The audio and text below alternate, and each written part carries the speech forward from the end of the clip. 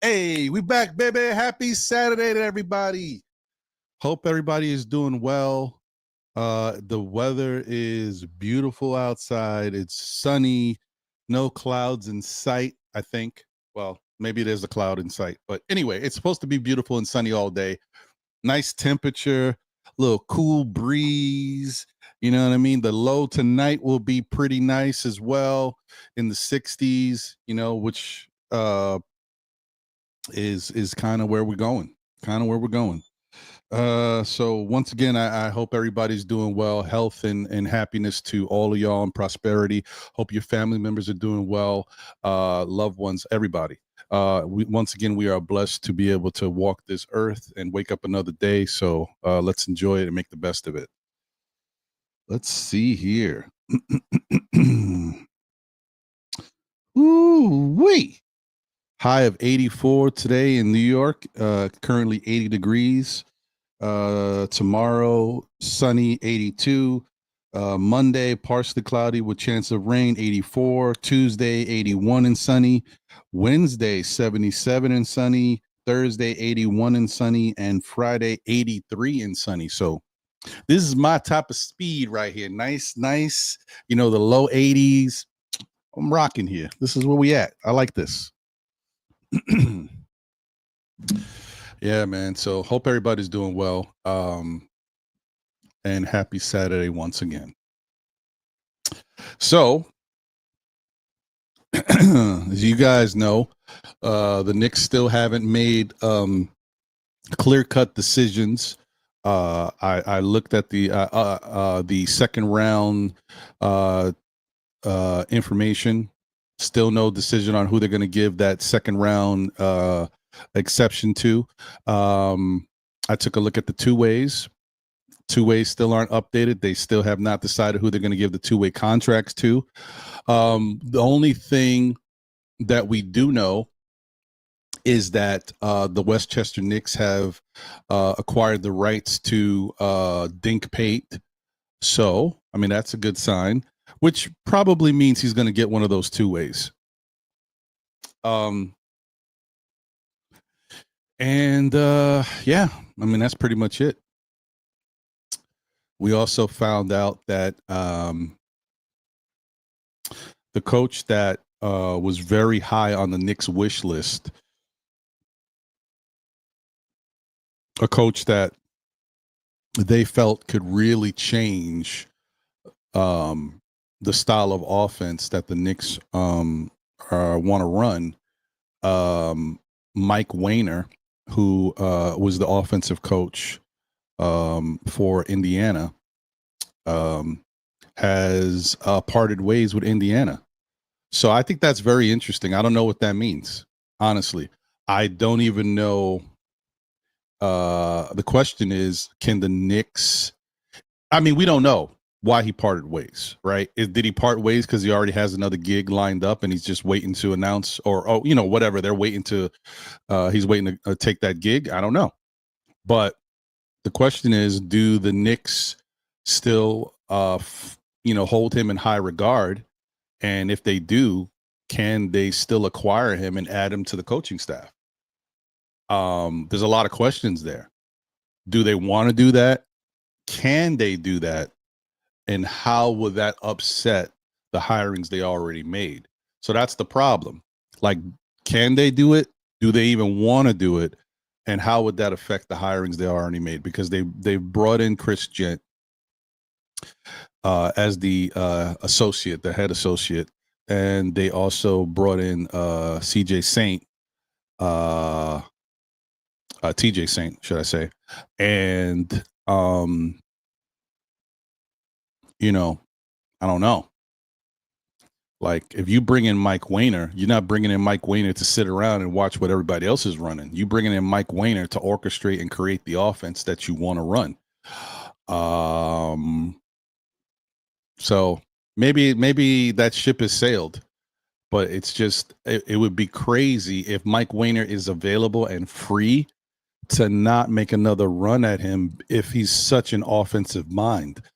I mean, we give a lot of credit goes to obviously Carlisle for what he's done with the offense in Indiana, but apparently Mike Wayner has a lot to do with it. He's not a little part of it; he's a big part of it.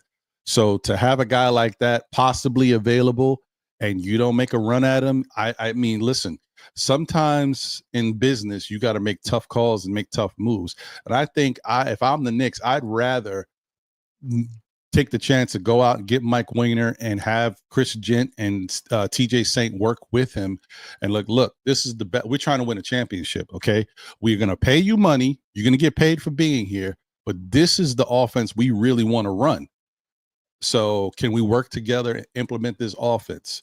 If you guys want to specialize in other things so that way, you don't feel like you're not as useful, we'll figure out ways to specialize things. Like, you can handle this part of the offense and you can handle this part or whatever. And we can make sure that everybody's on the same page, that we're spending enough time teaching it so everybody gets it and we can run it the way it's supposed to be run. I think I would rather do that than let a guy like Mike Wayner just sit out there and watch another team get him. If that's only if he's free and doesn't have a gig, if he doesn't have a job. Now, if he's got plans, that's a different story. But we don't even know why Mike Wayner in Indiana. To me, it's kind of wild. Unless he just wanted to go somewhere else and get a higher role. Excuse me, but why would you just? They had a lot of success last year. Why would you just part ways? It's very interesting. I don't know. Listen, it's speculation. I can't get into it. We don't know.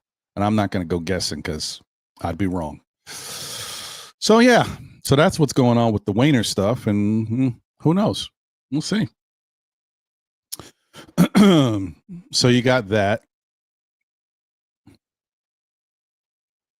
And then you got Tyler Kolek.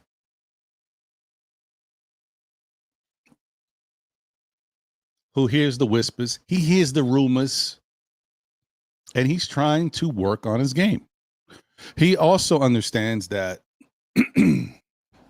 if he wants to have a long career in the NBA, if he wants to have a long career in the NBA, he's going to have to do more to add value to his game so that an NBA team can find minutes for him, whether it be the Knicks or anybody. He still has to work on his game to have a long career in the NBA. He has to be a better as good of an all-around player as he can be. He can't be everything. If you're not good at defense, you're not good at defense. It's going to be rough, but you can, as I've said before, there's plenty of guys in the NBA that are not good at defense, that don't play a lot of defense at all, but they specialize in other things. Like they've learned how to be incredible offensive players. And so they've made themselves indispensable. He may not be the type of scorer that can make himself indispensable in that regard, but if he can become an adequate scorer, if he can become somebody that can break down the defenses at will and find the open man and continue to be a floor general and really get guys open and make opportunities better for guys, that's a skill that not everybody has. That would make him indispensable, but he's got to learn how to master that. What he did at the college level is one thing, but what he needs to do at the NBA level is another. So apparently he's working on himself and trying to become a better all-around offensive player. And I am for that. I have already said I think Tyler Kolek needs one more chance to really show what he can do in the NBA in a Knicks uniform. I think the Knicks as an organization have to allow Tyler Kolek to get this shot, to know we can't keep drafting players on potential and not see what the potential is. I know some people aren't happy with Kolek. They don't think he stacks up to be, an NBA player that fits our organization now because of where we're going. I know some people look at him as a different type of point guard. Most of the time when you look at today's point guard has incredible handles, can break down people, has some flair, some style, can get to the bucket and do their own thing. And that's what people are used to. And that's what people think is the epitome of what an NBA point guard should be. Not every NBA point guard is made the same. If that was the case, when John Stockton first joined the league, he probably wouldn't get if he joined now and he had a conservative coach that brought him along slowly, he probably never would have reached his full potential with his first team. You know what I mean? Because he wouldn't have had the opportunity to really show it. And then fans would have looked at his game like a throwback, old school, stiff point guard and be like, I don't know about him. But we all know what John Stockton is, and he's a beast. So, and I'm not saying Tyler Kolek is John Stockton. I'm just saying he's from that style of point guards, more stiff, not the jelly kind that we see in these in the AAU tournaments and what some of the point guards of today can, the Kyrie Irvings, those, not that style, obviously. But that's what most people are used to, and that's what most people expect when they think somebody's nice, right? But Tyler Kolek could be nice in a different way, but he's got to put in the work, and I agree with that. If he doesn't put in the work, then he's not going to stack up. So I'm glad he's doing it. I hope that the Knicks respect what he's doing and understand what he's doing and at least give him a chance to prove himself. And if it don't work out, then you make a move. Listen, I'm not beholden to anybody. As a fan of this team, I want the team to be successful. I want them to win a championship. And I think the organization is the same way. They want to continue to improve, and there's an evaluation period. And you have until the trade deadline. If you don't look a certain way by the trade deadline, well, then we can move you. And I think that's just how it should be. So we'll see. And we'll talk a little bit more about Tyler Kolek, obviously. We'll show the highlight videos of him working out because that's all over the place, and people have seen it already. But it's good to see, and when you put it in context, understand that he's not just going to practice and playing just to get himself in basketball shape. He's actually working on certain things to add to his game. That's good. I like to see that, and that's what you should be doing. But I like I've said, I don't know if you guys have heard me say this, but I have said it. I specifically wanted players to do this with the Knicks before. I talked about this with Mitchell Robinson specifically. I also talked about it with Julius Randle when he was here. And there was another player. Now I'm forgetting. But anyway, the point is I want guys to work on what will actually help them in the NBA. Don't work on stuff that you're not going to need or you're not going to have a chance to use. Work on the stuff that will actually benefit you and benefit the team. Mitchell Robinson is always the obvious example that I point to because it's just so clear cut. I don't want to see you. I mean, it's good to work on your handle and crossovers and stuff, but I don't care as much about that because you're not going to get the ball all the time at a point where you can actually cross somebody over and get to the rim. A lot of times you're already going to be at the rim in the paint. So I'm more concerned with you working on hook shots, working on your layup package, working on down low play. I don't want to see you shooting threes, Mitchell Robinson. You barely shoot twos and you don't really shoot free throws. Do I care that you can hit a three? No, we'll never see it. Unless the ball rolls to you somehow and there's 2 seconds on the shot clock and somebody's got to throw it up and you throw it up. And it's probably not going to be a good shot. So what's the point? Don't worry about shooting threes, Mitch. And that's what everybody. Work on stuff that you actually need that will benefit you and that will benefit the team. So, yeah, that's what's going on, man. And like I said, we'll talk about it. We'll look at the videos and stuff. And we'll go from there. Let's see what's going on with the chat. Crim's dad is in the building. Salute. What's good? Appreciate you as always. A member of the SKF Army, says Beasley with the eyes.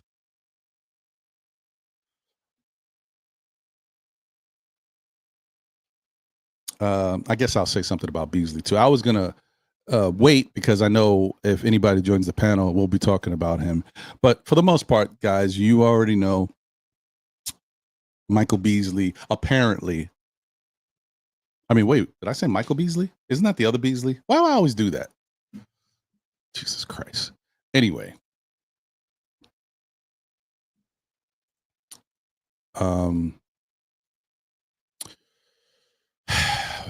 Let's see. Let me see. Do I have the article? Beasley. Malik Beasley, but what is the do I have it? I don't know. I think I had it up, but I deleted it. Anyway, whatever. I'm paraphrasing. Bottom line is apparently Malik Beasley has been, given the green light to play basketball and not worry about any of these allegations. They have been proven unfounded. I don't know how, but okay.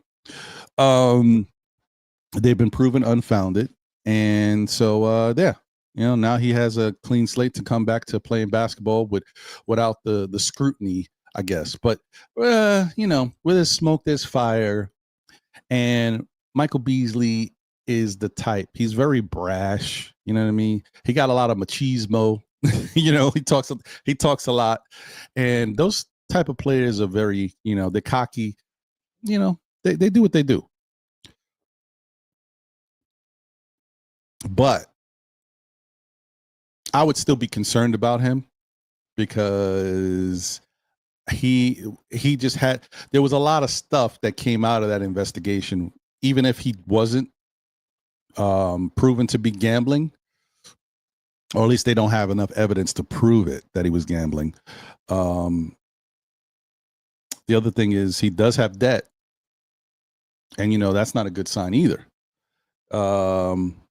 Because if that is the case, then maybe he does have some other stuff that is, it's his business, but that he's not in control of, and therefore could result in finding out that later. We couldn't prove it on this. We couldn't prove it now, but maybe we'll catch you next time. I don't know.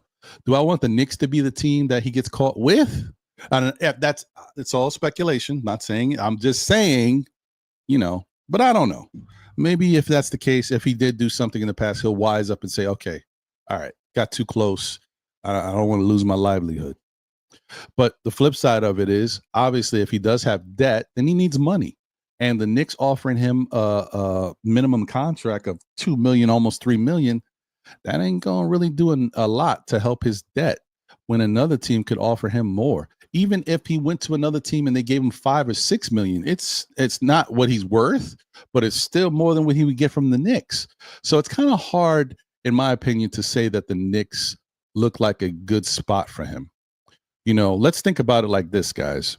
One, Beasley can be a little erratic and up and down. He has moments, but when he gets playing time and is a intricate part of your team, he gets busy.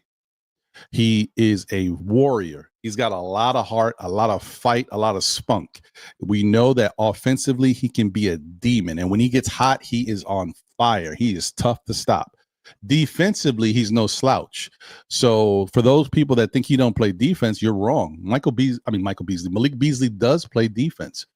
So I don't know why that would come up if that's the case. Yes, he's another undersized guard. I mean, not undersized. He's 6'4", or whatever. Is what it is. But the difference is he can shoot. Okay, so I don't want to look at somebody and say, because you're 6'4", and we already got 6'4" guards here, that you don't work.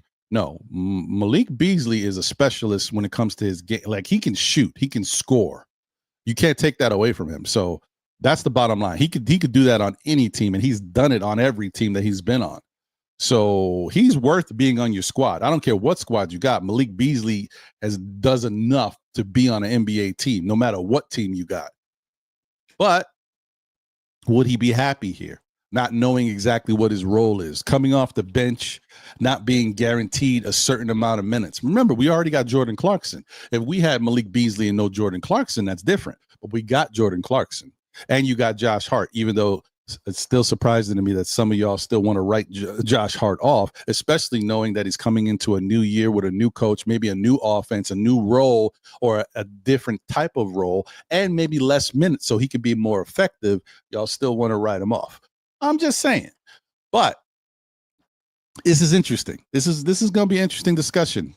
I hope the panel is lit today because I would love to really get into this. So we'll see. Anyway, all right, back to the chat. Good morning, Walter Blackman. He said, good morning, Ron and my Knicks family. Salute to you, my brother. Hope you're doing well. Nostalgic Nick is in the building. Ron G. Salute.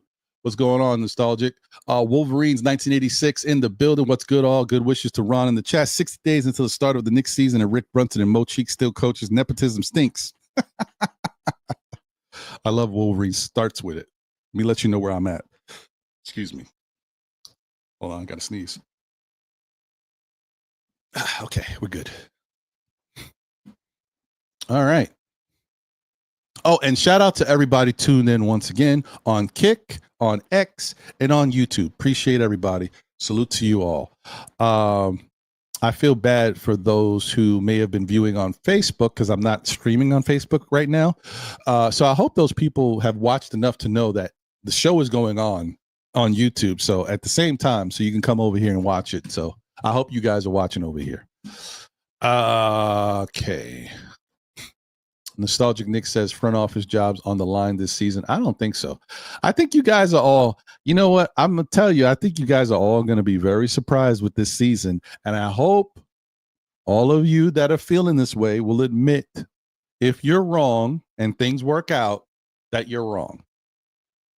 I'm not going to be the one to say I told you so and do all that because I don't know. I just think differently than you right now, but I'm not hey, I didn't put the team together. I didn't put the coaching staff together, so I'm not taking credit for it. If it was me putting it together, then I'd be like, oh, now I told you so.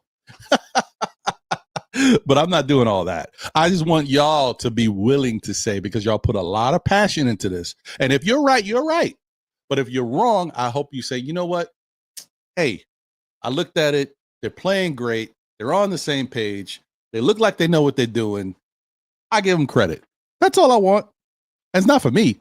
It's for the fan base. It's for everybody. So we could all feel like we're all one. We're all on the same page and things are working. And that's only if things are working. Don't want you to admit to something that's not working. Shout out to Sherwin in the building. Good morning, all. I am still on adding size with defense, not another 6'4" shooter, but he's a special shooter, Sherwin. He's special. That's the thing. And, we could use the gambling thing to his benefit. Maybe he's in trouble with a couple dudes. He might have to drop buckets for his life. No, okay, all right, I'm done. All right, I'm done. I'm in a good mood today. It's Saturday. Hey. All right. Too much. My bad. Too much. Okay. Anyway.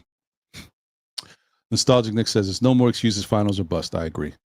Wolverine says, I want no part of Malik Beasley. Knick fans, he was involved in gambling scandal. It looks like he blew all his millions of dollars. Just because Fed's not prosecuting him doesn't mean he wasn't guilty. That's fair. That's true. That is a good point. We don't know that.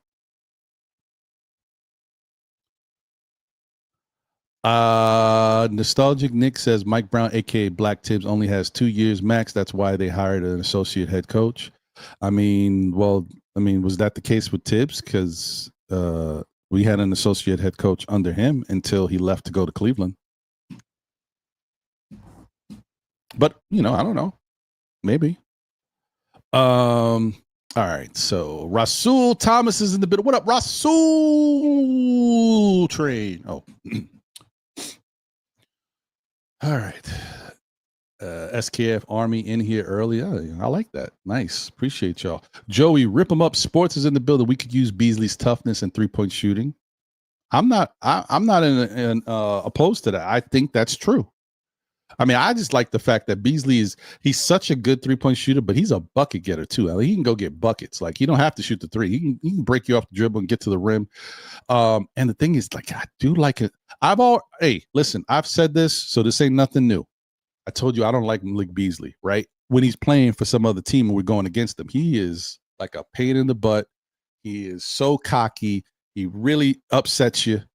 But if he's on your team, same thing I said about guys like Campaign, like those, pesky, TJ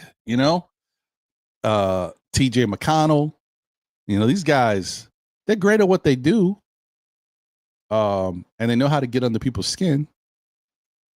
You don't like them on the other team, but you'd love to have them on your team. You know what I mean?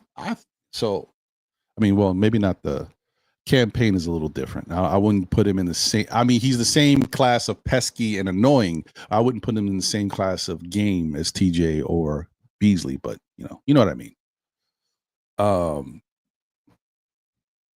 Jay Chosen is in the building. He said, I heard they were signing Bernard King. What up, Jay? Salute to you. All right, I'm breezing through. Oh, wow, y'all were lit. Yeah, it is. See, it seems like it, nostalgic. Okay.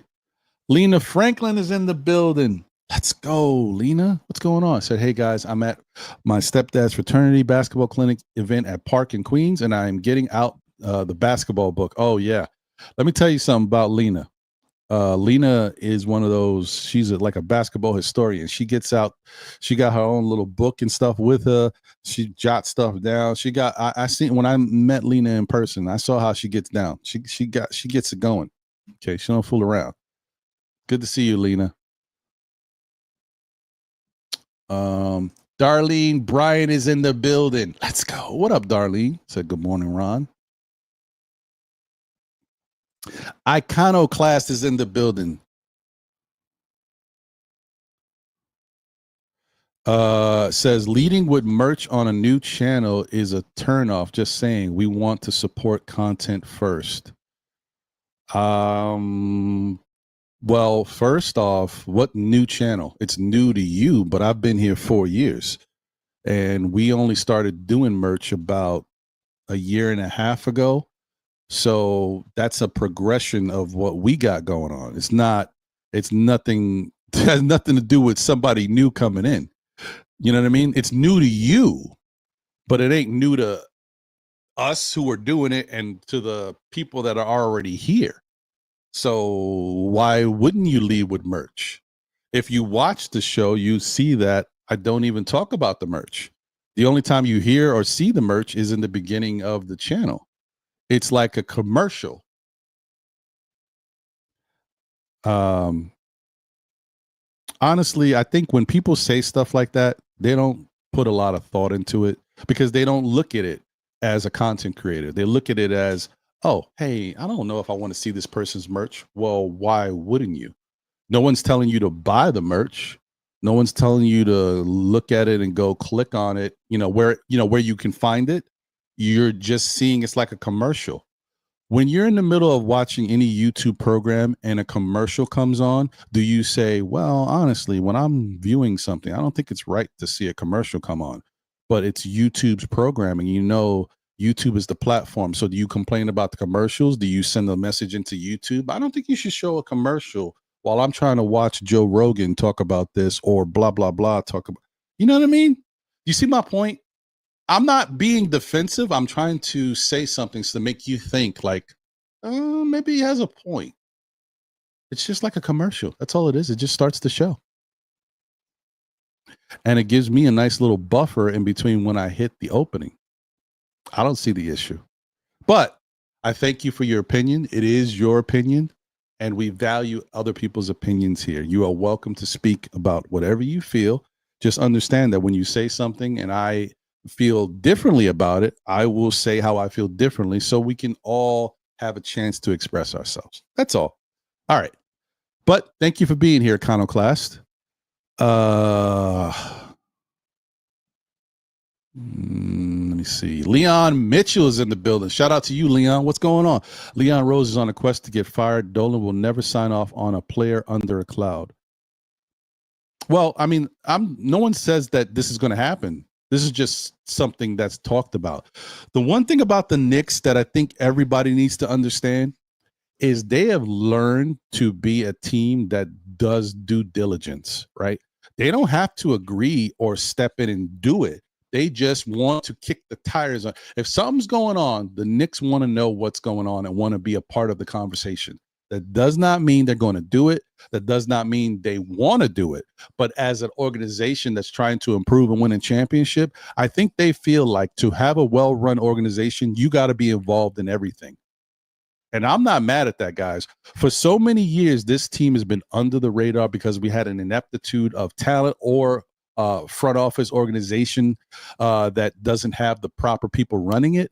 Now we've got people that will kick the tires on everything they're aware of. If the Knicks had known about Luka, believe me, they would have called Dallas to find out about Luka. You understand? Like, whatever's going on, the Knicks want to have a chance to be involved or understand what's happening so that they know that, hey, yeah, we heard about that. Yeah. Oh yeah, he went. Okay, yeah, we knew. We decided not to do that, or we put our bid in and it didn't work out for us. That's the type of organization you want to have. Those are well-run organizations in baseball, in football, everything that's going on. If a team is run well, they're involved on everything. Everything that's happened, they know about. They may not do it, or they may not care to be a part of it, but they want to be in it. You know what I mean? Like not, care to acquire a certain player or whatever, but they want to be in the area. That's how you run a well-run organization. You got to know everything that's going on and have your hands around. I don't think there's anything wrong with that. And like I said, just because the Knicks have inquired about Beasley doesn't mean they're going to add him. Remember, when you inquire, you're not only trying to see the interest, you're also trying to find out more information so you can see, hey, okay, oh yeah, Beasley's not all right, so he's free. Okay, he's available. Yeah. Oh, so hey, you're his agent, right? Listen, so what's really going on with that? Because we're interested in Beasley's services. He's a really talented player, but we don't want anything coming back on us later. Is this really gone? Can you give us any other, more information about it? And then they'll hear whatever the agent says, and whatever they fluff up, and then of course the Knicks obviously are a $1 billion organization. I'm sure they have money and investigators that they can go send out. Hey, give us everything we need to know about Malik Beasley. Come on. I mean, that's every organization in the NBA. Just because we're saying this stuff doesn't mean anything. It's all speculation. That's all I'm saying. But the Knicks are a team organization that kicks the tires on everything nowadays. So I'm not mad at it. Doesn't mean, I mean, I appreciate his basketball, but I don't know about him as a person. And if there's more to this, I would assume that the Knicks. And the other thing, guys, is we know that the Knicks are an organization that values integrity as far as players. There's a reason why there's a lot of players that are not here because they don't fit the blueprint of how the Knicks want the face of their players to be. So trust in that. Trust in that they're not going to just bring in somebody over here if they think it's going to be a bad fit and a black eye for the organization. I don't think they would do that at this point, not from all the years of bringing in high caliber players as far as how they carry themselves in the public eye. So, yeah, that's what I would say. So I wouldn't worry too much about it, but, we'll see. Shout out to Randu in the building. What up, Randu? Salute to you. Thank you for being a member of the SKF Army. Appreciate you as always. Prezi the boss is in the building. What up, Prezi? Said, we are never satisfied. We keep always 12 pieces away from winning the chip. Why do we think we can get Malik Beasley? And where would he play when we already have Clarkson? That is something I mentioned. I see your point, Prezi.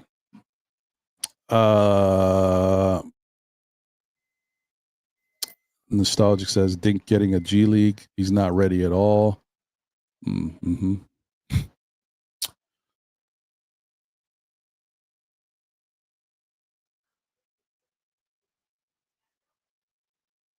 I don't know if that's correct, Leon. I don't know about that. I don't know what makes you think that. So he says Leon Rose has known blind spots so much that Dolan had to step in and fire Tibbs because Leon Rose couldn't see Tibbs was out of control, and I am there for Leon Rose getting fired. So I'm confused on where you're getting that information from, because from what we heard, Leon and Tibbs hadn't spoken to each other for almost a year. So if Leon and Tibbs weren't speaking, I don't think Leon had a blind spot about Tibbs. What else did we hear? We heard that the Knicks were actually thinking about firing Tibbs a year ago, and were looking to hire Eric Spoelstra. But Eric Spoelstra signed an extension with Miami. And so therefore, they pivoted and decided to just keep going with Tibbs. This is it's all like speculation, stuff that's been roaming around that has been said by people close to the inner circle, friends of Tibbs and all this. I don't know. Listen, I don't know what's real, but I'm saying this is what's been said. And the other thing is that Dolan had these exit interviews and stuff at the end of the season where he was in the meetings, but apparently Leon Rose was the one that fired Tibbs. So we can't assume that Dolan is the reason Tibbs is no longer here. If you tell me that the basketball, the man of basketball operations in Leon Rose isn't speaking to our head coach for a year, already had maybe a thought of hiring Eric Spoelstra, but Eric Spoelstra signed an extension, I'm going to think Leon Rose was ready to fire Tibbs. It had to be a moment. So I'm not going to necessarily say it was Dolan who came in and woke Leon Rose up. I think Leon Rose and Tibbs had an issue. And I think what really was the last straw was the players. That is what took it over the top. So because Leon Rose, I guess maybe this thing with Tibbs might have been personal. And so he couldn't really fire Tibbs based on his own personal feelings. If two guys don't like each other, that's got nothing to do with basketball. It's how you run the ship, right? You're the basketball operations guy. Make sure we have the players and the organization is built around that. And Tibbs is the coach. Make sure that the players go out there and do what they got to do. If both are doing what they got to do, you can't necessarily just fire somebody because you guys don't get along. So I think when the exit meetings happened and the players started to say, oh, we got issues with Tibbs. He does this. We don't like this. That was what Leon Rose needed. And said, okay, now I can fire him. Get it? Because Tibbs is a beloved guy in the Knicks organization. He's been here 5 years, whatever. People like that he eats, sleeps, drinks basketball, and he's got a lot of relationships. So it's not just easy to just fire somebody just because the fans don't like him at points. No, he needed some ammunition. And when the players started to say, this is what we don't like, or we have issues with Tibbs, that's when Leon Rose, I think it wasn't Dolan, it was the players saying, hey, we got an issue with him too. I mean, not that he would say he had an issue with him, but I think that's what he needed. In my opinion, I could be wrong, but that's what I'm thinking happened.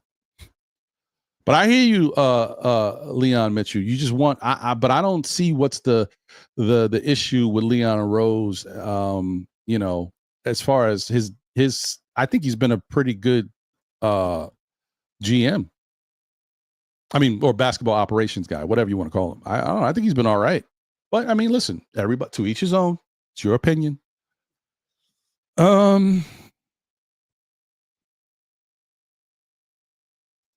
Prezi the boss says the vet minimum and the second round minimum contracts are for 13th and 14th man on the bench. We keep spotlighting it like these signings are going to save us when they are going to be waving towels.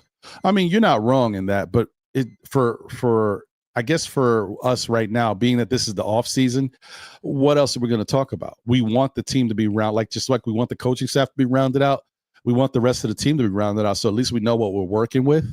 And keep in mind, you are correct, but God forbid, knock on wood, we hope we don't have to see them. But if the Knicks deal with injuries, those 13th and 14th players could become a part of the team in a higher role. I don't think we'll get there. I hope we're in much better space now, but that's like, you never know.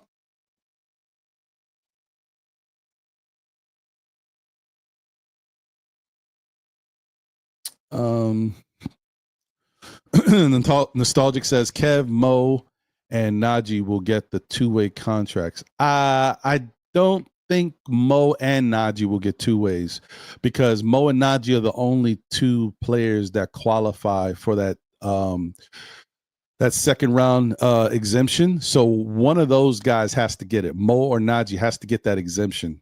You know what I mean? Because we can't use it on anybody. We can't use it on McCullough. Dink Pate, he's not going to get it. So it's got to be one of them. Mo or Najee has to get it.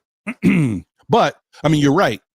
Like all we're talking about here is the same players. These same players that we're bringing up are the ones that are going to get these deals. We're just talking about which deal they're going to get. And to me, it doesn't matter. I don't care. But I also understand that I think the big thing is the two-way player contracts can't play in the playoffs. So that could be important. That's something that I think people, that's why they make a big deal about it. Because if you're on the two-way, you can't play in the playoffs. It's a 50-50 split. It's about 40 games or whatever, 42 games in the NBA or 41 games in the NBA, and then the rest of your time has to be in the G League. But that's what you're allotted for the season. You can't play in the playoffs under a two-way. So that is important, especially if the player is contributing. It's kind of like last year when we picked up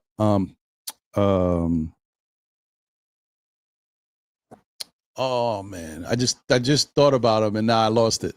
What the hell? Whatever. You know how my memory is sometimes with names. The kid who was in the summer league playing well, he dropped 30 a couple times. I'm not talking about McCullough. I'm talking about the other one. Beauchamp. Beauchamp couldn't play in the playoffs last year because of when we signed him. So, that type of stuff does matter. All right.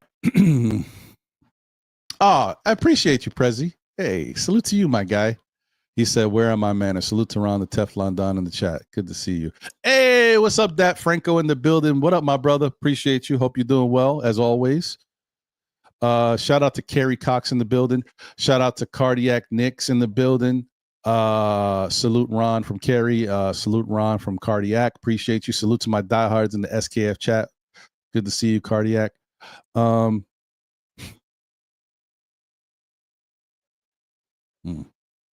Okay.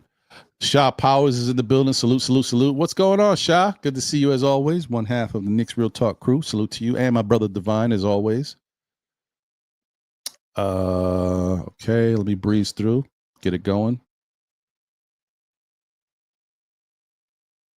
Shout out to Bagger Jones in the building. What up, Bagger? Said, even though Beasley can help us with three-point shooting, I don't trust him. The gambling addiction, being a gambling addict, and being on a sports team at the same time is a deadly combination. That's a fair point. Sometimes they say where there's smoke, there's fire. So there's obviously something there that is a little tricky. Hey, sometimes you got to step away and say, you know what, maybe this ain't for me.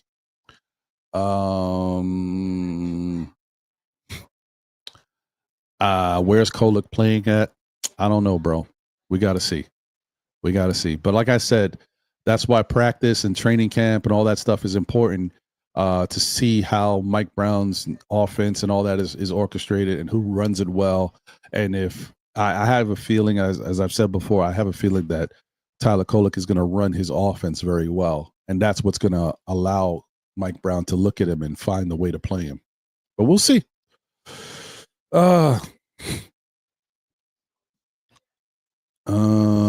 Hey, G-Man 78 in the building said, what up, Ron? The Dragon Wilson. What's going on, bro? Good to see you. Margaret Edwards is in the building. Let's go. What up, Margaret?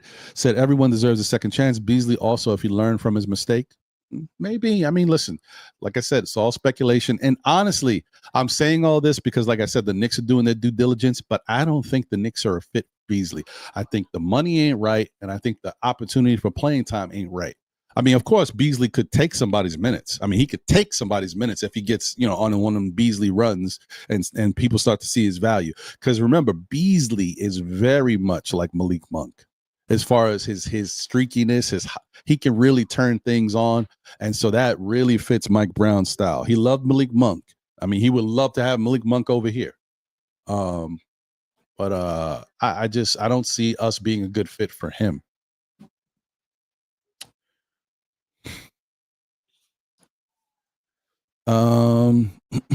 Hey, the first lady of Still Knick fans, Miss Geraldine McIver in the building. Let's go, Geraldine. Good to see you.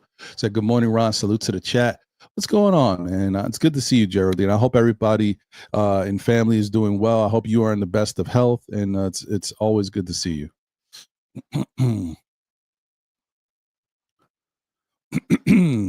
Okay. All right, hold on 1 second. I got to get I don't know why my coffee is over there instead of right in front of me. Give me 1 second, guys.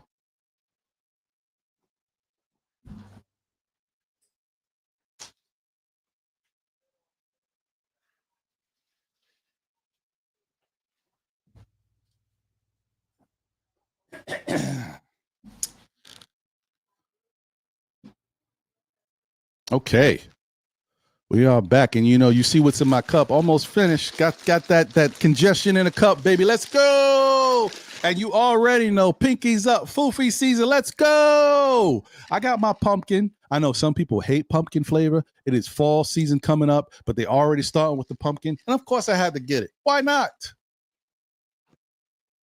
I don't know why I like this flavored coffee, but I can't help it, guys. Listen, I know some of you purists out there are like, ugh. I'm sorry, people. Look, I am one of those flavored coffee drinkers. I'm sorry.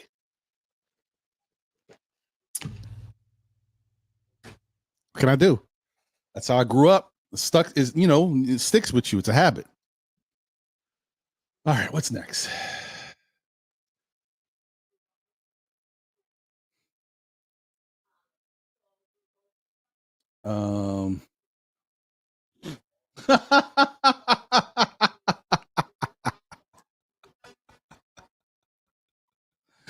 Jay Chosen said, but he's a New York-ish tough dude, and he owes Tommy and Bruno. Beasley.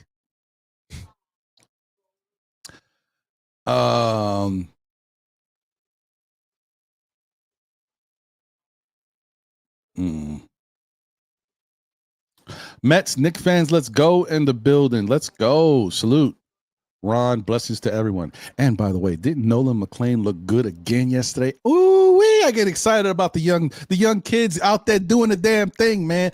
When you have some young talent that can come in and shake it up, yes, that's what we like.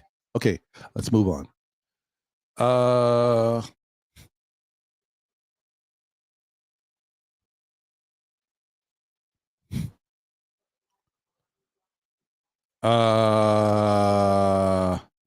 Let's talk about Brunson being soft. I don't know what that's about, but interesting.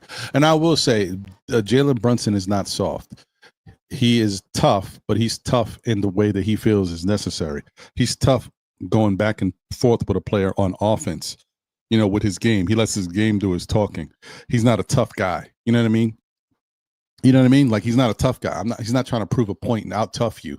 He just, on offense, he'll show you what he is. But he can't. He's not like a physical tough guy, like trying to impose his will and fight you. He's not that guy. There are guys like that in the NBA, but he's not that guy. It's the same thing with Josh Hart. Josh Hart talks a good game, but he's not that type of tough guy. You know what I mean? Now, Dante DiVincenzo, he was a little bit fiery. He was a little bit more of that guy. JM3 in the building. What up, JM? Good to see you. So I'm getting Beasley if we can, no problem. I mean, listen, I hear you. There's a reason behind it. You know what I mean? Oh, I got a super chat here. Let me get to this super chat. My guy. You know what it is. Shout out to Uptown Sports TV. Heck in the building. Appreciate you, man. Thank you for the generous super chat. He said, Ron, salute. I hope you and John and family are good. What's wrong with baseball in New York? I don't know, bro. I wish I knew. I don't know what's going on. Honestly, these two teams have, two of some of the best teams money can buy, as well as an incorporation of young talent from their systems, and yet we still can't put it together. I don't know if it's the managers. I don't know. Maybe it's some people in the coaching staff that need to be gone. Listen, the Mets already have the hitting coach. I don't know if he's the right guy. If Chavez is the person that we need to have here. The third base coach is apparently terrible, but yet he's still got a job. He sends people at the wrong times, or he's not aggressive. It doesn't send people. I don't know. I don't know what's happening. And then on the Yankee side, I wish I could tell you more. I just think they probably really need to move on from Aaron Boone and bring somebody else in there that knows what they're doing and is a different voice for the players, you know what I mean, and can clean up some of that fundamental stuff. I think they've been better playing lately and not been making as many errors. I haven't watched them, but I haven't seen them in the highlights for making the errors. So I think they've gotten a little better at that. And I know they were having drills and stuff, working on that stuff. So that's good. But yeah, I don't know what's going on. Somebody put a hex. They put the root on me. They put the root. Something's going on in New York. We'll see, man. I'm hoping for the best, but I appreciate you. And guys, obviously, check out Uptown Sports TV if you haven't already for all things sports, not just Yankee stuff. They have sports takes on a lot of different things, Jets football and other things as well. So go show Uptown Sports TV. My guy Hex some love. Appreciate you, my guy. Always good to see you. Shout out to HP Carlos in the building, all the way from Portugal. Salute Ron in the chat. Good to see you, my guy. Let me see here. Okay, let me breeze through. Kareem Grant is in the building. Salute, Kareem. Thank you for being a member of the SKF Army as always. Salute to the chat. Ron, good afternoon, bro. Good afternoon to you, my guy. Shout out to No Cap Life's analyst in the building. My favorite time of the year is upon us. Oh, football house gating. Oh, yes, let's go. Let me tell you something. I am very excited about my Giants. I'm not talking Super Bowl. I'm not talking any of that stupidness. I'm talking about just watching a good football team go out there and have fun, have a chance to win any given Sunday. But, they may lose. They have the toughest schedule in football, according to schedule makers. I'm just excited to see what we do. For the first time ever. Nah, that's a lie. I'm not going to. Now I'm glazing. For the first time in a long time, we have an offensive line that is giving the quarterback, and it doesn't matter which quarterback, giving the quarterbacks time to throw and process. And let me tell you something, that makes a big difference. When the Giants didn't have a good offensive line, Daniel Jones, the name that I said I wasn't going to speak, had a really hard time processing quickly in order to be successful. We brought in other guys that could get the ball out quicker and could process quicker. And so some people started to say, oh, you see, it's not the offensive line, it's Daniel Jones. No, I disagree with that. Daniel Jones is a part of the problem, but the offensive line is a part of the problem too. So when you got guys, all Dart, Jameis Winston, what's his name? Why am I forgetting the freaking Tommy DeVito, and Russell Wilson? They all process quicker, in my opinion, than Daniel Jones was processing, and they can move and get the ball out faster. They just make, and also the Giants offense is dedicated to that too. They're making a lot more short intermediate passes. So, but they're getting time because the offensive line is giving them more time. Yes, of course, it's not perfect. They do give up some pressures and some sacks here and there, but this is nowhere near. I was watching the stat the other day. Daniel Jones got sacked like 49 times one year or what? I don't know, something crazy like that. It was nuts. Like, whatever. Okay, let's move on. But I'm excited because I just want to see some good football. I don't, and whatever happens, happens. But I do think the Giants are going to shock people. I'm thinking 9-7, but hey, that's me.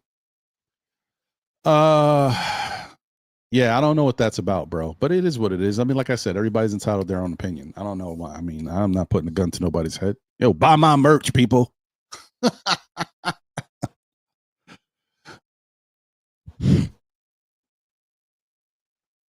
Look at that. Look at that. I forgot you had merch, Ron. And Leon is always here on the show. Isn't that interesting?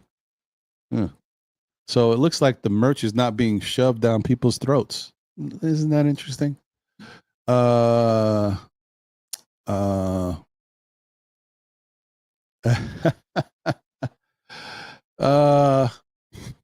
know what? And I think there might be actually, I got a message. I think there might be an issue with my merch. I think I might have to update it. The link might be broken somehow. All right, I gotta check that after the show, of course. All right. Okay.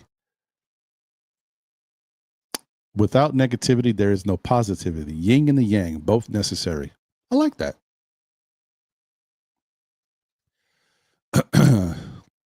All right.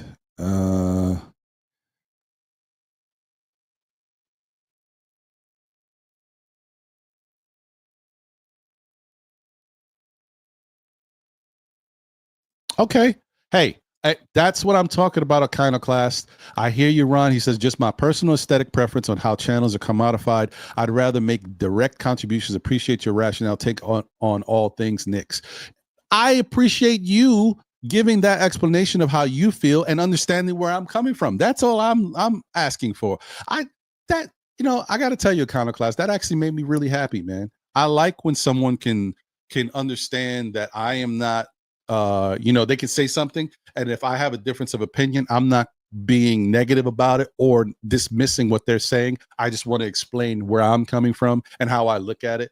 Because there's a lot of stuff. I'll be honest, and I'm sorry, guys. I know y'all like, oh, let's just get to it, and we don't talk about. I share this because if you hear it here, maybe you take it with you. You know what I mean? You take it with you somewhere else, and therefore you understand it a little more.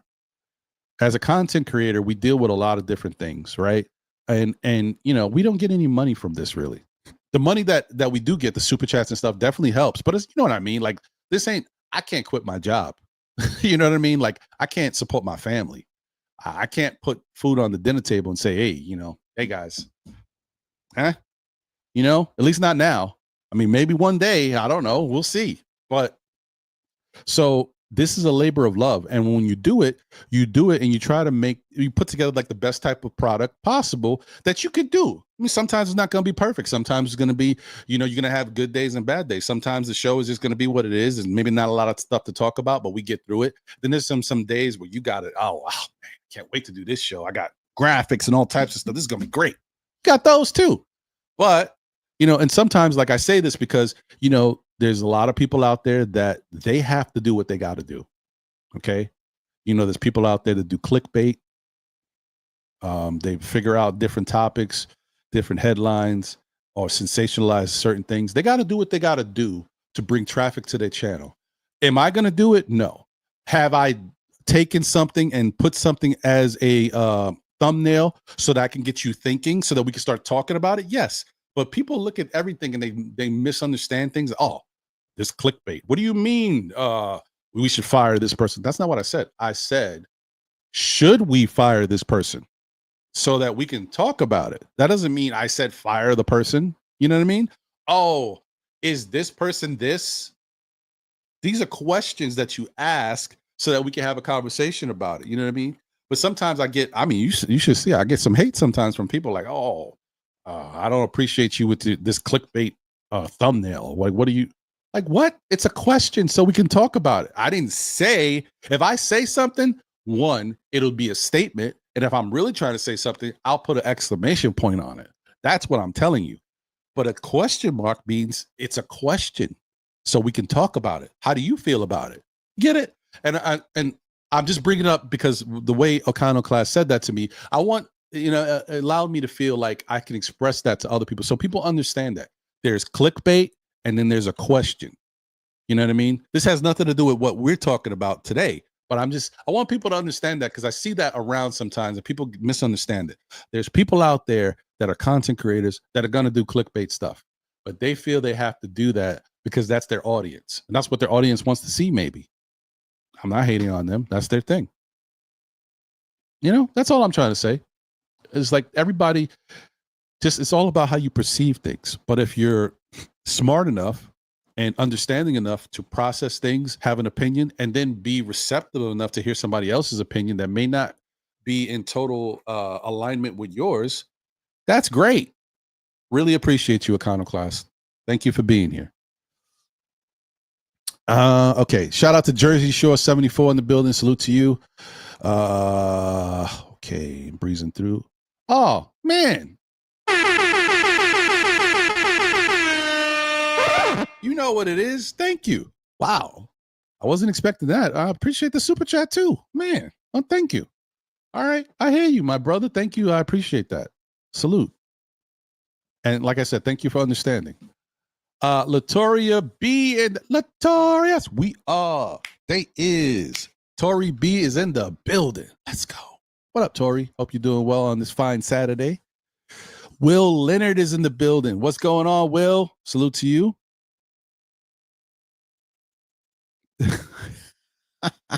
Prezzy's funny. Tori B in the building. Ron voice. Let's go.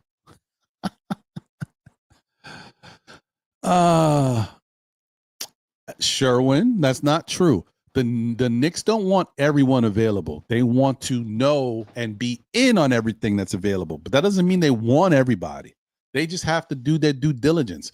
If you were in business and you had somebody working under you, that you wanted to make sure that they were always keeping you abreast of everything going on, what, in the culture, in the business world, whatever your competitors. Isn't that how you would run your business? Don't you want to be aware of everything that's happening so that you can, see how your metrics stack up against them? Do you need to improve somewhere? Are you already at a benchmark higher than these other people that they're still following you and got to catch up to your trends? Like, that's all it is due diligence. I don't see that big of a deal. I think we're making too much of especially a situation where I don't think I keep saying Michael. Damn. Malik Beasley even would take the Knicks opportunity. I just don't think we're a good fit for him. We don't have the money and we don't have the playing time. So I think this is all smoke and mirrors as far as it's just talk.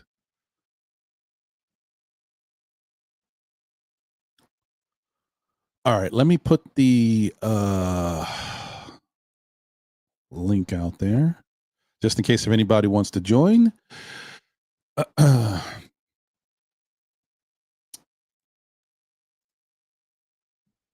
Panel is open. All right.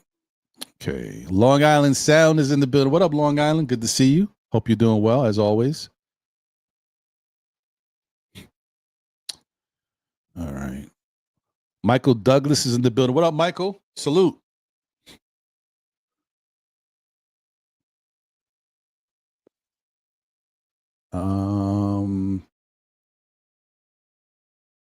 Oh, always, Geraldine. No doubt. Appreciate you. You know how we do, Jay. You know what I mean? Pinky up for flavor.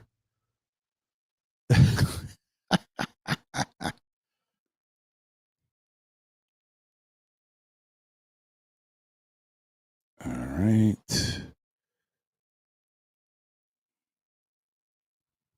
Oh, man. Ever since I started streaming on Kick, I'm getting a bunch of ads popping in here, but they're not disrespectful, so I'll let them rock.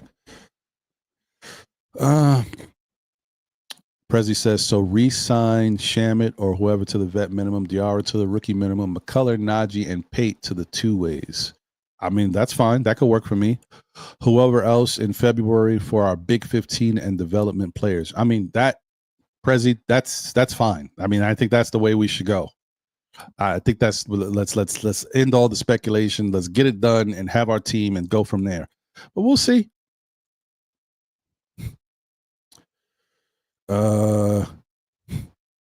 I know still, I like the way they played, but it's been preseason. I get it.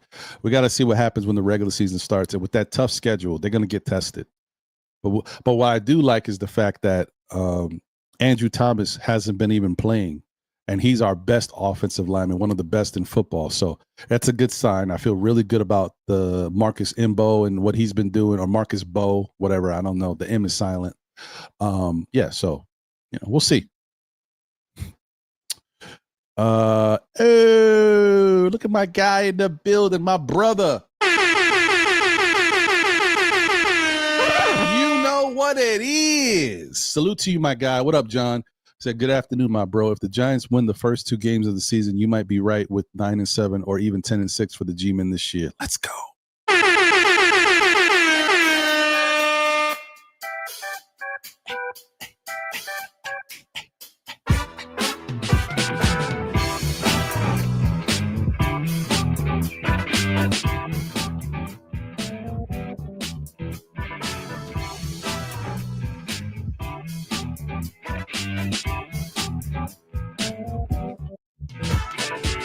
Let's go. Giant football, baby. All right. Got to calm down. Okay. Not a young whippersnapper anymore. Whew. Okay. All right. Anyway. All right, let's get back to it. All right. Okay. Breeze through the final. Johnny Davis in the building. What up, Johnny? Salute to you. So what up, Ron? Ron Sarmiento in the building. Salute, Ron. Salute, chat. Where you been, Ron? I haven't seen you in a minute, man. What's going on, Ron? Rob Brown is in the building. Salute to you. Thank you for being here, Rob. He said, could the interest in Beasley be a sign that we will make a trade this year where we know we will lose a couple guards or wings? That's interesting. I know there's a lot of people that still feel like there is a trade that's going to be made at some point, that the Knicks still got one in the chamber. Every year they got one. Apparently this year could be, no different. So we'll see. Hey, Sam Grandison in the building. Andrew, my bro, best LT in the league. Facts. What's going on, Sam? The Grandy man can. All right. Okay. All right. I got through it. Hit the bottom. Let's get rid of Kolek. God damn it. That's got to be the message that ends it and gets me started. Come on. Nostalgic. All right. Let me bring my guys up here. I got a 4-man. Let me switch this to a 3-man. Hold on. 1 second.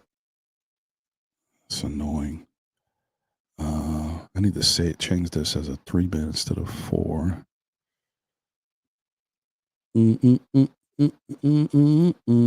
Okay, there we go. Boom. All right. Sorry, guys. Behind the scenes stuff. Hey, there we go. Salute. What's up, Jay? Salute. Good morning. As soon as I switch it to a 3-man, we got a 4-man. Oh, man. You can't make this stuff up. It's okay. Let me switch it back. Hold on. Sorry. Jay, continue. My fault, my brother. I said good morning. It was like 1 in the afternoon. So good afternoon. You said a bunch of funny things today, Floopy. I'm going to bring it back later. There's one particular one. I don't know if I want to text it to you or say it, but I'll wait for a little while. I might just drop it. Boom. No doubt.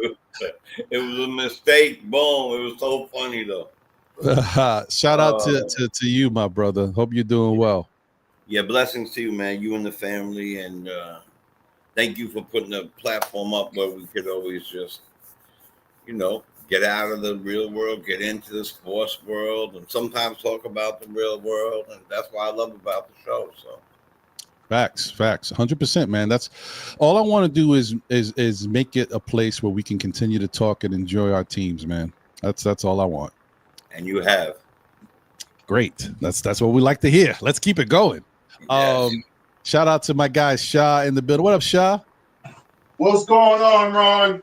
I'll be face value in 2 minutes or so. I'm just trying to organize some stuff that I'm doing in the background. No doubt, my brother. But aside from that, let me make sure my background, everything's straight. Hold up, wait a minute. You went to a 5-man. I gotta reorganize mine. Let me pull myself a little close. There we go. Yeah, just salute to everybody on the chat, and salute to everybody on the panel. Jay Chosen, Randu, Sam Grandison, and always you, Ron. Thank you for always talking us off the ledge on Saturday. Let's get it. Yes, no doubt. Sam, what's going on, my guy? Yo, what's going on with y'all? I got college football in the background. Y'all know we back today, so we got some entertainment on the screen. I'll cut my camera on hopefully shortly, but I got the setup right now. So. No doubt. Who's your team? I'm a UGA fan, but I'm just a fan of the game too. So I'm just enjoying watching everybody right now. Okay. Yeah, I'll be honest, man. Listen, I don't know. As I've gotten older, my college everything. Yeah, guys, everything. It's changed a lot, bro. I'm a Duke fan. I rarely ever watch a Duke game. It was a point where even after all the guys left, and I mean the Christian Laettner, the Bobby Hurleys, the Thomas Hills, who was my favorite player that nobody talks about, the Grant Hills, when all those guys left, I still was watching Duke. I was like, oh man, Saturday, Duke. Oh, WWOR, Channel 9, Duke. What? Things have changed, and I just don't watch it as much. And even football, my team in football, college football, is Notre Dame. Jerome Bettis, Reggie Brooks. Like, oh, okay, whatever. I'm dating myself. Okay, I'm old. All right, it is what it is. Listen, when I was coaching travel ball over the past couple summers in college and stuff, bro, hearing the graduation class for the kids, I'm like, goodness, 2030, 2032, what? These kids is time flies, man. It flies for real. Yeah, it does. nuts, so man. I'm lost, man. I don't know nothing about college sports anymore. It's all pro right now. Michigan's my squad for both football and basketball wow. and whatever. Okay. But St. John's is maybe a little step above. For I got an basketball, affinity right? for both my sisters went there. Oh, nice. I go to a lot of Johnny's games, especially on campus, the kind of second arena and at the Garden, of course. So. Oh, nice. Yeah. Oh, okay. It's fun. It's a different sport. It's different. It's like completely different. You're rooting on legitimate possibilities, and you're rooting on, I got 4 kids. We're rooting on kids to do good. It's a completely different world. Where over here we're like Beasley, this is the blah, blah, blah, and this and that. And it's different. No one yells "F you" somebody because they're kids, man. It's just yeah. You know what I mean? Hey, they still do, Jay. They be doing that in the AAU circuit. Crazy. Them you know what, Sam? I was trying to make it a little family-ish. I know they do. I've been there and I've seen I'm about to say, man, I have parents. It definitely happens. They're very vicious. Listen, actually, college is more competitive, believe it or not, than what would you call them, major sports, because they've been there for hundreds of years. A lot of these colleges, you got a lot of people grown, alma mater, big. The whole town's built around it. A lot of these, colleges. It's true. I know. I mean, that's like it's a different life. When you're a part of it, you are part of it. It is what it is. It's a way of life. And from the outside looking in, you're like, wow, this is crazy. Like going to a Duke game or a North Carolina game, and freaking crazy. Crazy. You going to that this year, Unc? What you thinking? You gonna make the trip? Nah, because you know what? I'm not gonna lie to you, bro. I'll be honest. I don't want to get into it too crazy, but the young people don't respect the older people. Oh, you ain't gotta tell me. I don't get respect. I don't get respect now.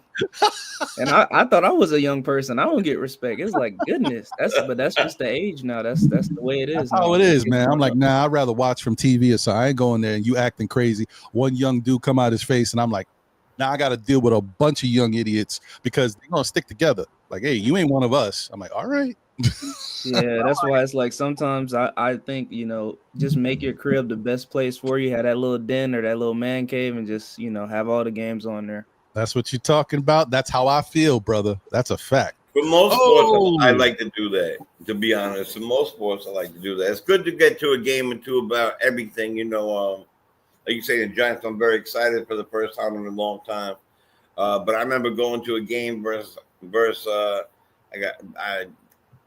I'm not going to use the word I would like, but that team by Dallas, they were playing versus them, and it was so damn cold that we stayed in the car for the first half and watched it, pre-gamed a little bit or whatever, and we went in. Brandon Jacobs ran like a 75-yarder down the line. I couldn't feel my fingers or anything. Everybody's cursing, people throwing things, getting kicked out. I was like, you know what, man? Just at home, I'm the only one cursing. So yeah, no, I hear you. I think Randall's trying to fix his connection backstage to see if he get it right, and I'm gonna bring him up. But yeah, like I it is what it is. And honestly, listen, everybody has their own preference. Personally, sometimes depending on the sporting event, I'd rather watch it from home. A basketball game, I will say, is fun to watch in person. That's cool. That is my favorite. I would say I even enjoy, I know for some people it's like watching paint dry. I enjoy being at a baseball game, especially a Met game, because I will tell you, you may not like the Mets, but Citi Field be rocking with the lights and everything they do. They got a lot going on over there in Citi Field. So it's fun. Turns into a club. Watch a home run at nighttime. That whole thing turns into a 40,000 person. They make it an experience, so you enjoy it. Okay. Yeah.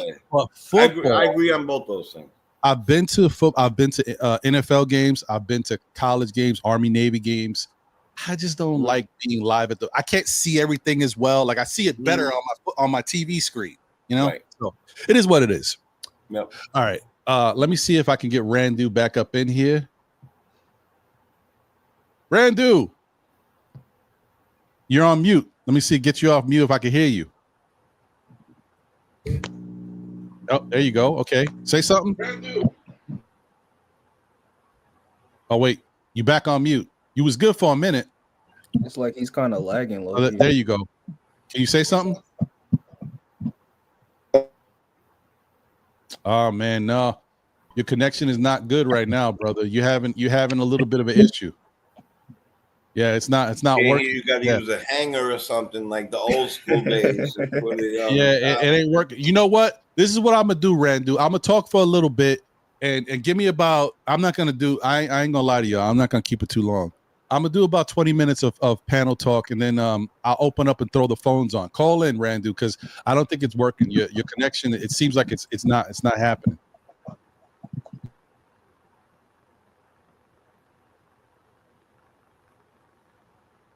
Yeah, it's not working. Brother.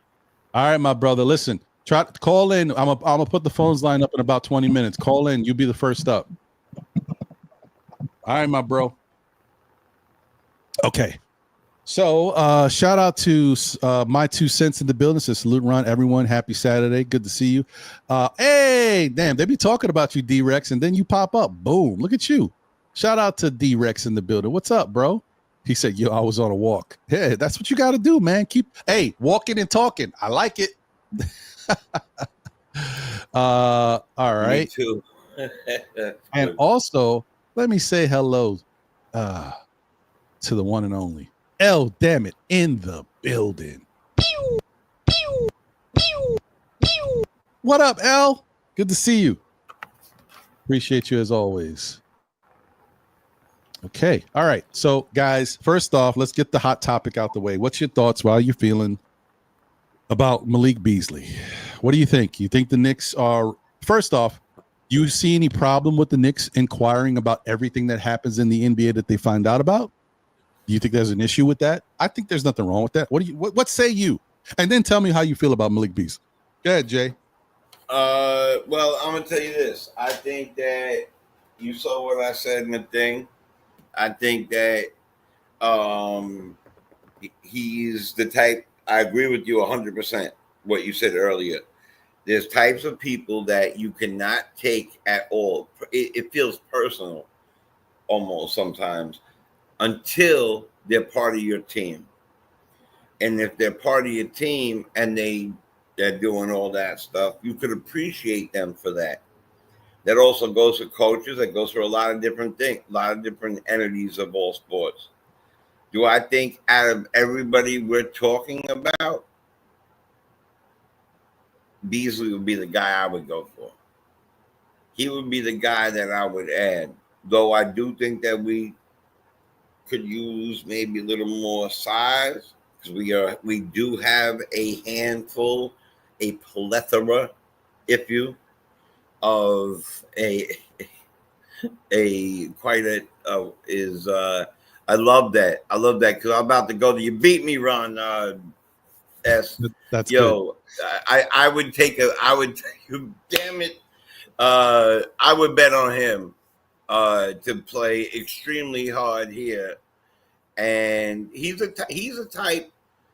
To me, he feels New Yorkish. You know, he feels that everybody wants that old school bulldog, you know, type of player. You know, but I'm gonna be very honest with you. The question is, would you go after him? If they did the due diligence, my life, I'm gonna speak very vulnerable for a second. I've had second, I've had third, I've had fourth, I probably have had 10 chances in my life. And now I'm a successful single father who's doing what he has to do in life. So if he had learned from whatever he's done and they found him innocent, I have no problem with him at all on that level. And on the other level, I think out of all the names we've named, he would bring a lot to the game. He's a special. He could be a special player, you know, as you said. So keep it going. I'm listening. I'm here. I like him. I'm with Ron. I take a gamble on him too. Okay, all right. What about you, Sha? How you feeling? Though we ain't getting him for the money. Sorry. The object of getting him would be a good idea, a good look. You know what I mean? Of course, I would touch base with anybody that comes across. If they sound like they're viable to the team, of course, I'm going to put something out there, let people know that the New York Knicks is looking for you. Because sometimes if you let some people know that the New York Knicks really like you, they may want to change the way they think about things. So, but overall, we can't afford him. So I think even if he was available, I think we'll get outbidded. Even if he decided, if I'm not mistaken, even if he decided to stay with Detroit, I think they could, instead of offering him that 13, 14, 15 million dollars that they were going about to offer him, he'll probably still can get 7, 8, or 9 million dollars from them. So I think that's the way he'll probably go.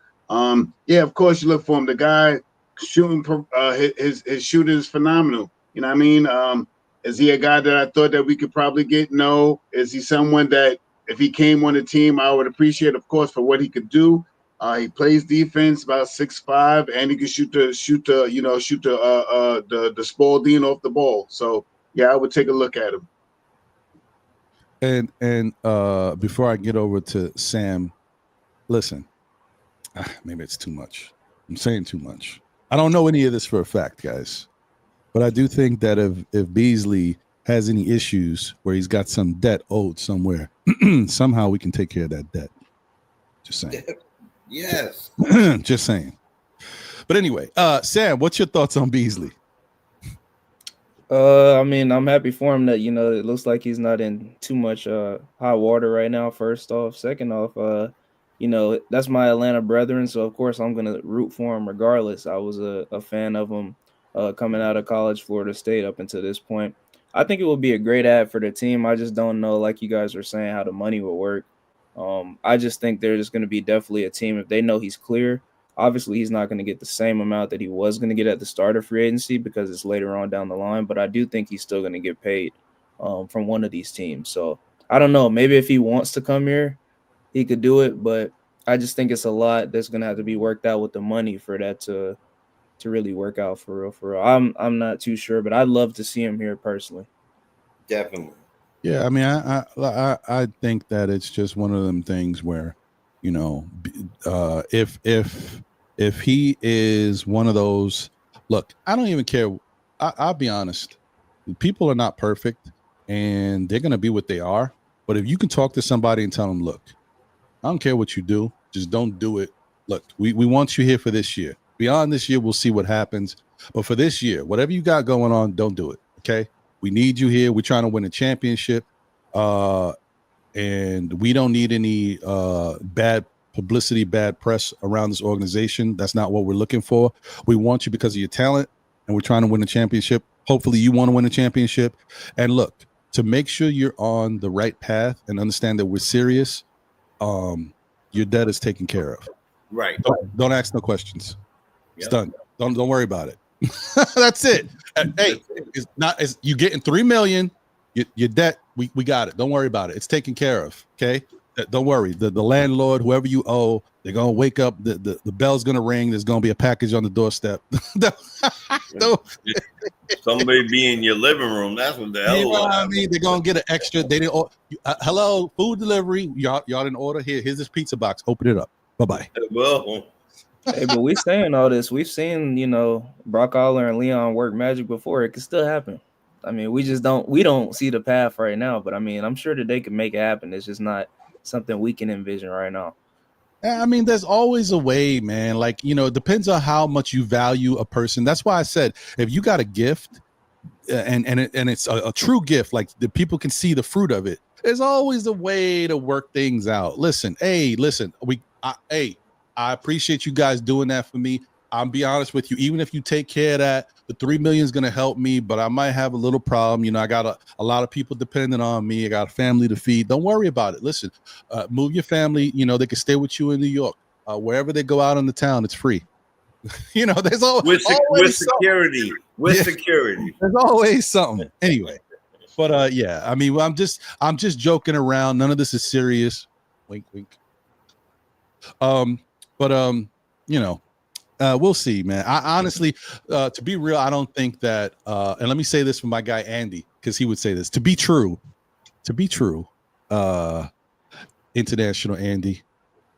I don't think the New York Knicks are a good fit for Beasley. I think he's going to be able to get bigger money somewhere else, anywhere else. They could offer him more money, and I just think his role can be a lot bigger and better. And even if he goes back to Detroit, although Detroit is not a lock either, guys, because Jaden Ivey is going to be back healthy, and so that does take away from Beasley. And maybe Beasley says to himself, you know what?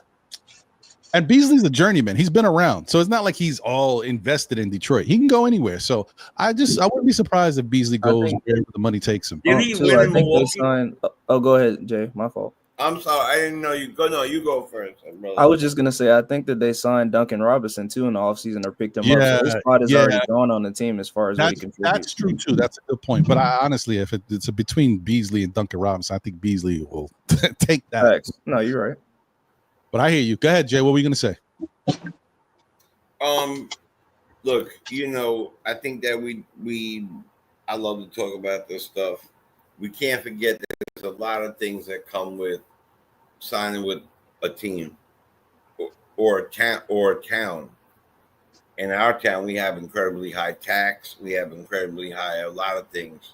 So when you get a certain contract, you understand, you got to think about what the real check is going to look like. So, if he's that hurting financially, I can see him more in a place like Miami, because one, Robinson's gone. Two, no state tax at all.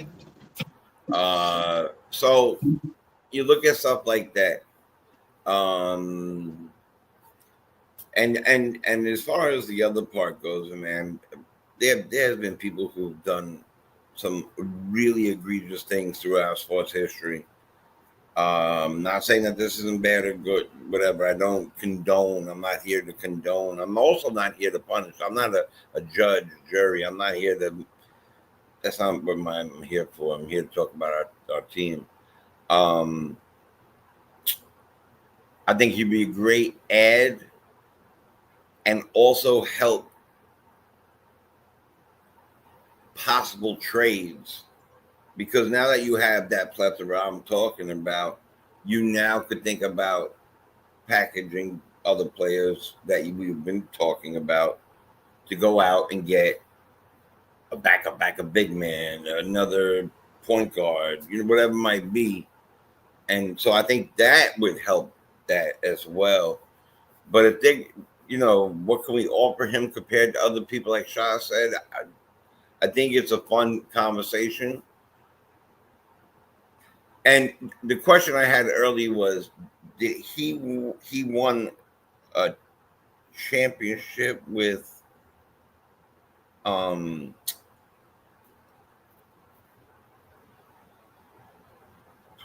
Milwaukee? No, who did he win? Did he win a championship already?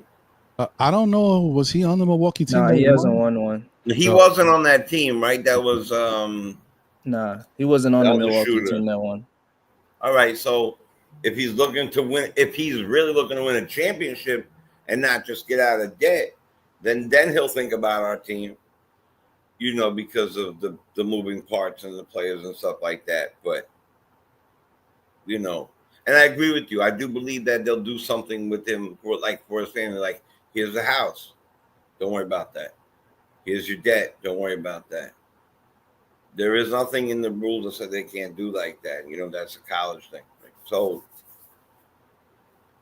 I don't know. He just dug himself a pretty big hole, though. He's got to come back from that. Not saying he won't, because anybody can come back from things, but I think this is more so him focusing on his development as a person this season and just really trying to get with a team that truly does believe in him and believes in his, rebrand as a player as well.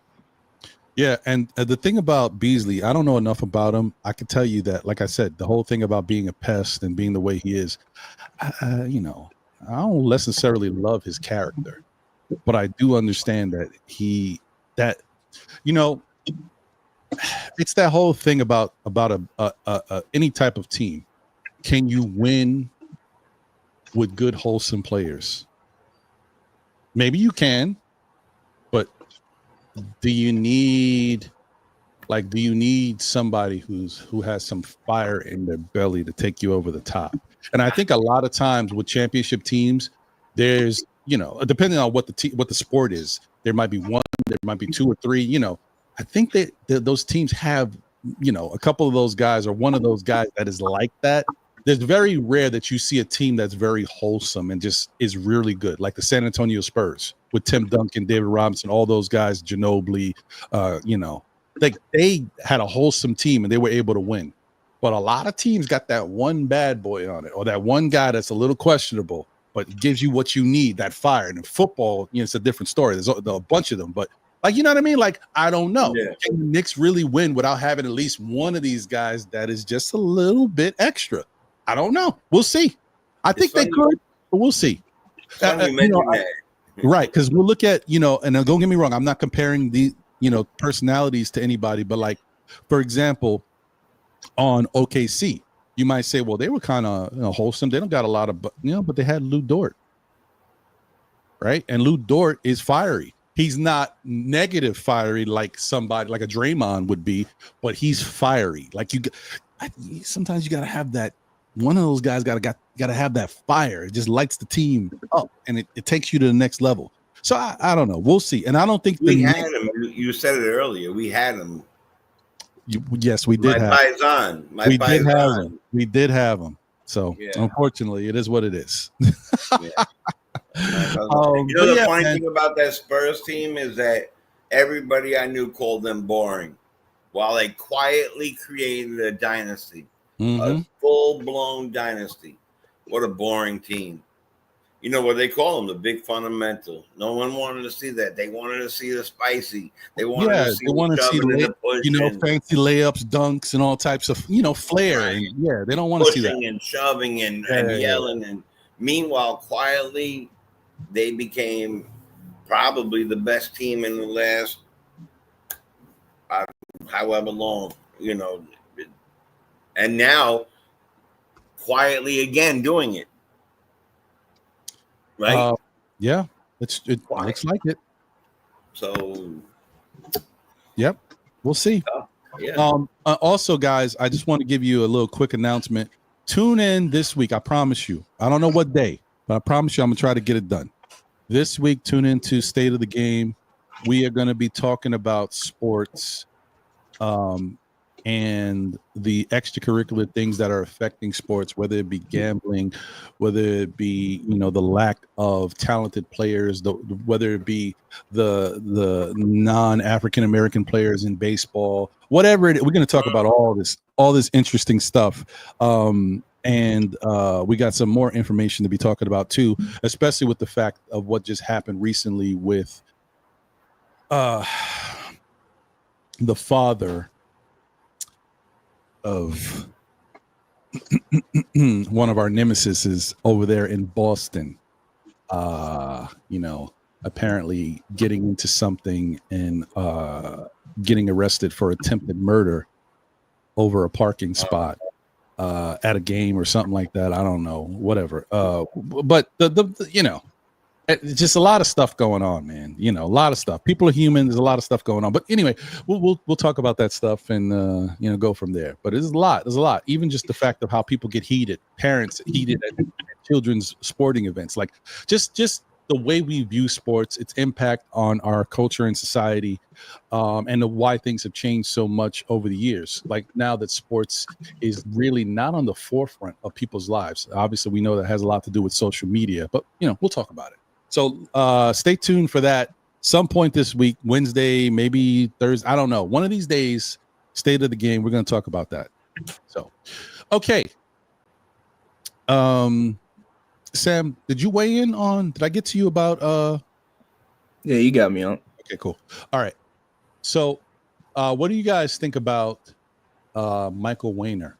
Do you think there's anything to this, or are we just talking about something because it's just available? The fact that the Knicks tried to get him over here and take him away from Indiana. He said, no, I'm going to stay with Indiana. And then now we find out that him and Indiana have parted ways. Does that mean the Knicks should revisit the situation, try to hire him? Or is it one too many coaches? Or are we setting a bad precedent because we already gave Chris Gent the job and brought in TJ Saint, and if we bring in Michael Wainer, is that a bad look? What do you think, Jay? Well, oh, and once again, I'm sorry.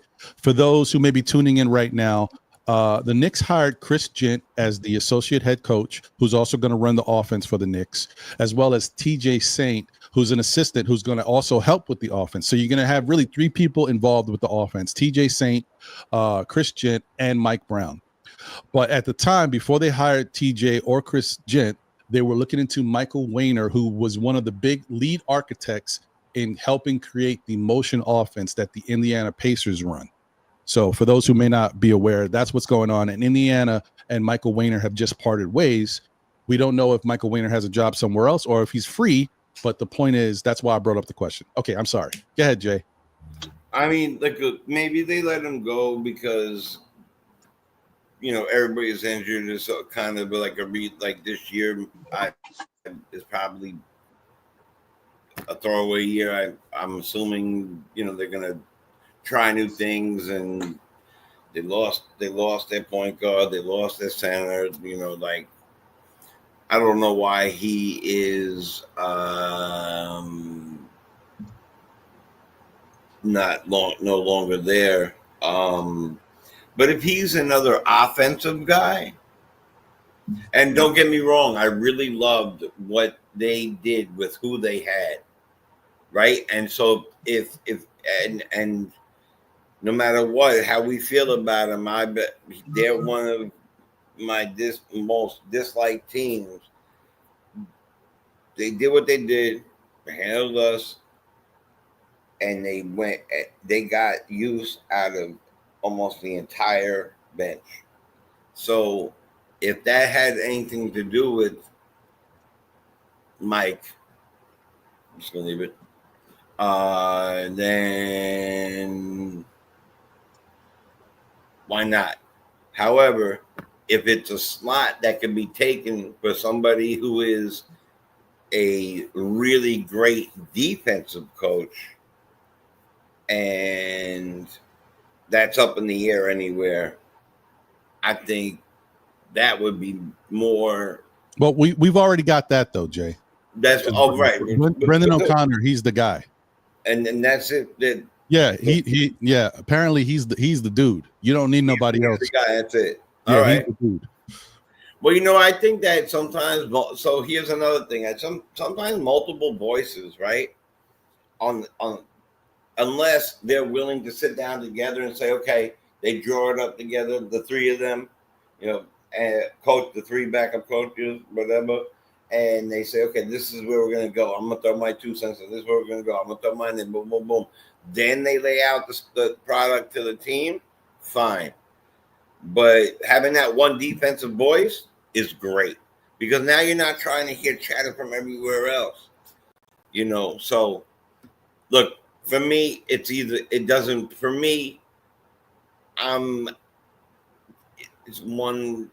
okay. It's all right. But I do like what they did with the Indy band, the whole lineup. So okay. I don't know, 50-50. I hear you. Look, that's fine. I'm with you there. I'm like, either way. My whole concern is just that I'm wondering if they already have everything locked down, so it's too many voices. Can they coincide? And because if Mike Wainer comes here, he becomes the guy, because Indiana's success and track record is having one of the best motion offenses in the NBA, if not the best, would take him above Chris Gent and TJ Saint. So no matter what they say, he's really he would be the main voice. And he's just getting hired after, they've already made Chris Gent the associate head coach. I'd still do it because I'm about winning, and I'm about having this team be the best they can be. So I don't care about that. Listen, the thing about the Knicks is they got money to pay these guys. They're going to get paid. They're going to live the New York life. They're going to be treated a certain way. They're going to be respected a certain way. They're going to go around town. Everybody, hey, oh, you work with the Knicks? Oh, you coach? Okay, coach. You know, they're going to get the perks, and they're not. It's not like they're not going to be used. They just, you know, the pecking order might change a little bit. I don't know. Shah, you here with me? He might have stepped away. All right, Sam, what you think, bro? Yeah, so I actually wasn't really like looking into it that much, but I recently, looked into it and I saw, like you were saying, like he pretty much turned down or withdrew his name from the original candidacy for the spot that Chris Gent has. So I believe that the Knicks were mainly targeting him. Like that was the guy that they wanted for the role for head assistant or lead assistant, I guess you could say, before Gent took over that. So, I mean, like you said, I think if they bring him in, it would just be interesting to see how the pecking order changes as far as like who's actually controlling things. But I think it wouldn't be a bad idea to bring him in. Like giving what his resume is and what he's been able to do in India, I think will be pretty nice. Also, it's a rival of ours, so that I think that would also be good to kind of stick it to the Pacers. They're already going to have a down year, as mentioned. So I think that the Pacers are pretty much just not. I'm not going to say they're punting the season away, but I don't think that they're looking to be where they were last season. I'll put it that way. I hear you on that. Yeah. Yeah, I hear you. So, I mean, and it's just very interesting. And to D-Rex, he said it worries me that we can't entice these guys over one way or another. I mean, sometimes it's all about timing. It's all about, comfortability, about family, about where people are, at in their lives. And it's tough sometimes to sway somebody to leave a situation that's comfortable, to go to a situation that has some unknowns. And listen, don't forget, we already talked about this. As good as I like what the Knicks are doing, Mike Brown understands that he's on the hot seat. He's coming in after Tibbs with a lot of pressure on him. And so therefore, if he's on the hot seat, then any coach underneath him is on the hot seat because they fire Mike Brown. They hire a new head coach. All those guys can be wiped out. No head coach has to come in and keep all these guys unless it's Rick Brunson. Maybe they got to keep him. But all these other coaches can go bye-bye again. And so there is a lot of pressure attached to that. There's also a lot of pressure attached to this is the New York market and things are looked at differently. But no one's going to be pointing to the coach, the assistant. They're all going to be pointing to Mike Brown. So that level of pressure it's all attached to Mike Brown. So I think that you have to think about it a little bit. But as far as what you're saying too, D-Rex, I mean, yeah, it doesn't work for everybody, but we did get Brendan O'Connor over here. And Brendan O'Connor is one of the best defensive coaches in the league. I mean, that's not me saying it. That's everybody in the league and his peers saying it. So that one we were able to swing. And that, to me, I think that's very important. So we'll see. What do you think, Shah? What's your thoughts on Michael Wainer of Indiana? He didn't want to really go with us for the job initially. Then he went back to Indiana, or was going to stay with Indiana, and now they've parted ways. Do you think the Knicks should revisit that? Or Nope. It'd be too much. Yeah, too much. We made an offer. We made an offer that you couldn't refuse. You refused it. We don't need you now. I think they got the team that they need right now. I think they're ready to proceed to go forward. And it's no time to be waiting for somebody second guessing. We wanted you. That's why the Knicks put these things out here, because we started the whole narrative of what we wanted when we fired Tom Thibodeau.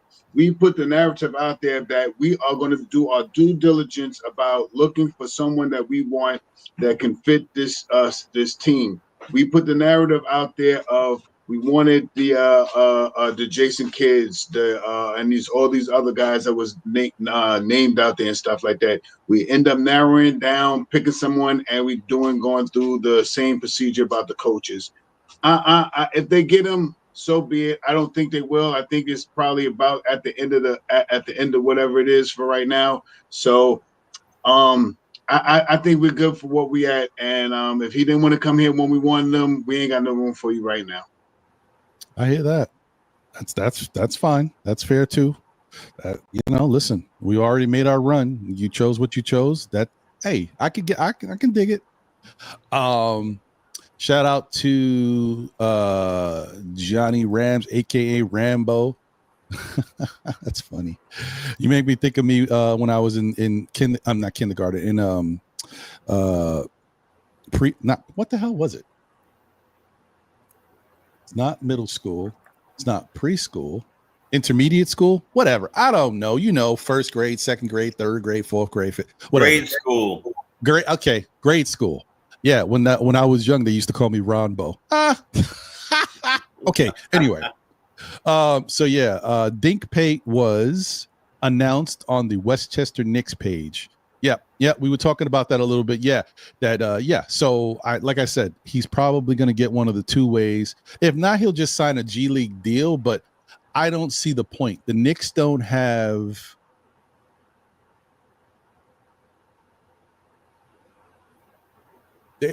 They have 3 two-ways, right? And they've got the rookie, the second-year rookie contract. But as far as players, we don't have any extra players to give those to. Like, we've got the players to fit these, and Dink is in that consideration.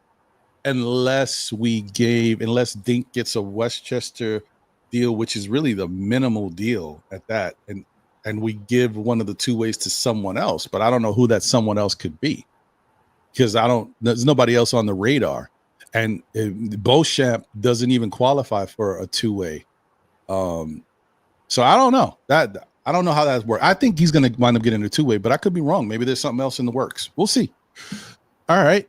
And shout out to Kerry Cox. What did he say here? He said, the more I think about Freezy's suggest, I like it. He said Freezy basically suggested Kolic and a second-round pick for Scoot Henderson from Portland.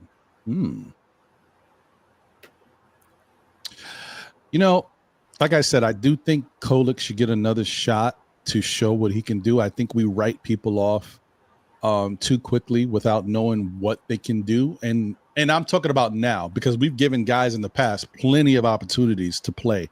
Maybe we weren't as good before, so it had to happen that way.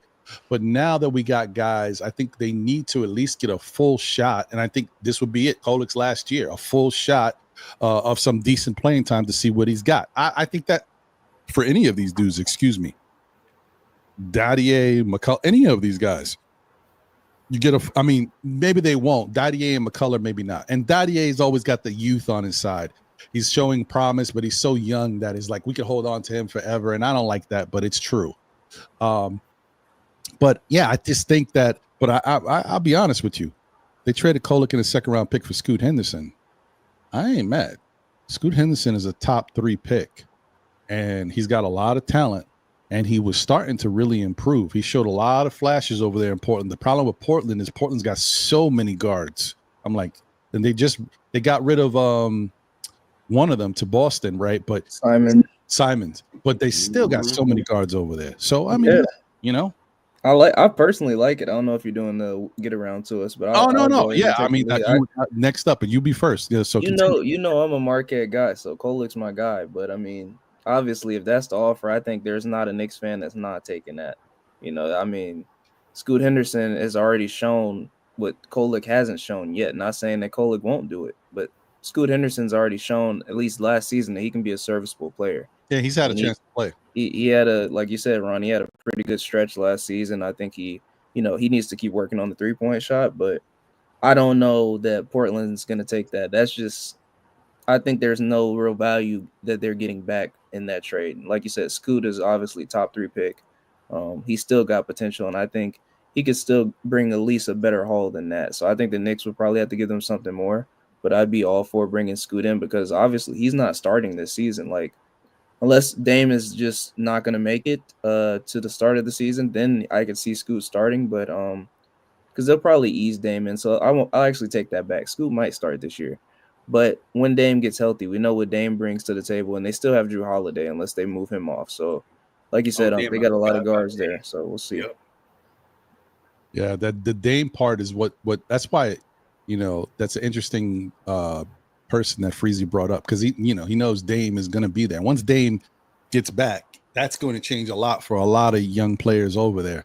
That's why some people I mean, some, half of Portland loved it because it's their hometown, it's their guy or whatever, not hometown, but it's their guy. And then some people were like, but now he's going to affect the young players again.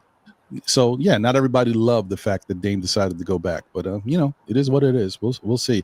What do you? Oh, there was something else I was going to say. He really made bank too, man. Wow. Yeah. The other thing about Scoot, Scoot is not a good shooter. Okay, and as Sam was saying, he's got to work on his shot, but he's really not a good shooter. But the difference with Scoot is his abilities, athleticism. He can break down guys and get to the rim easy at will. He's got good handles. He's got a game.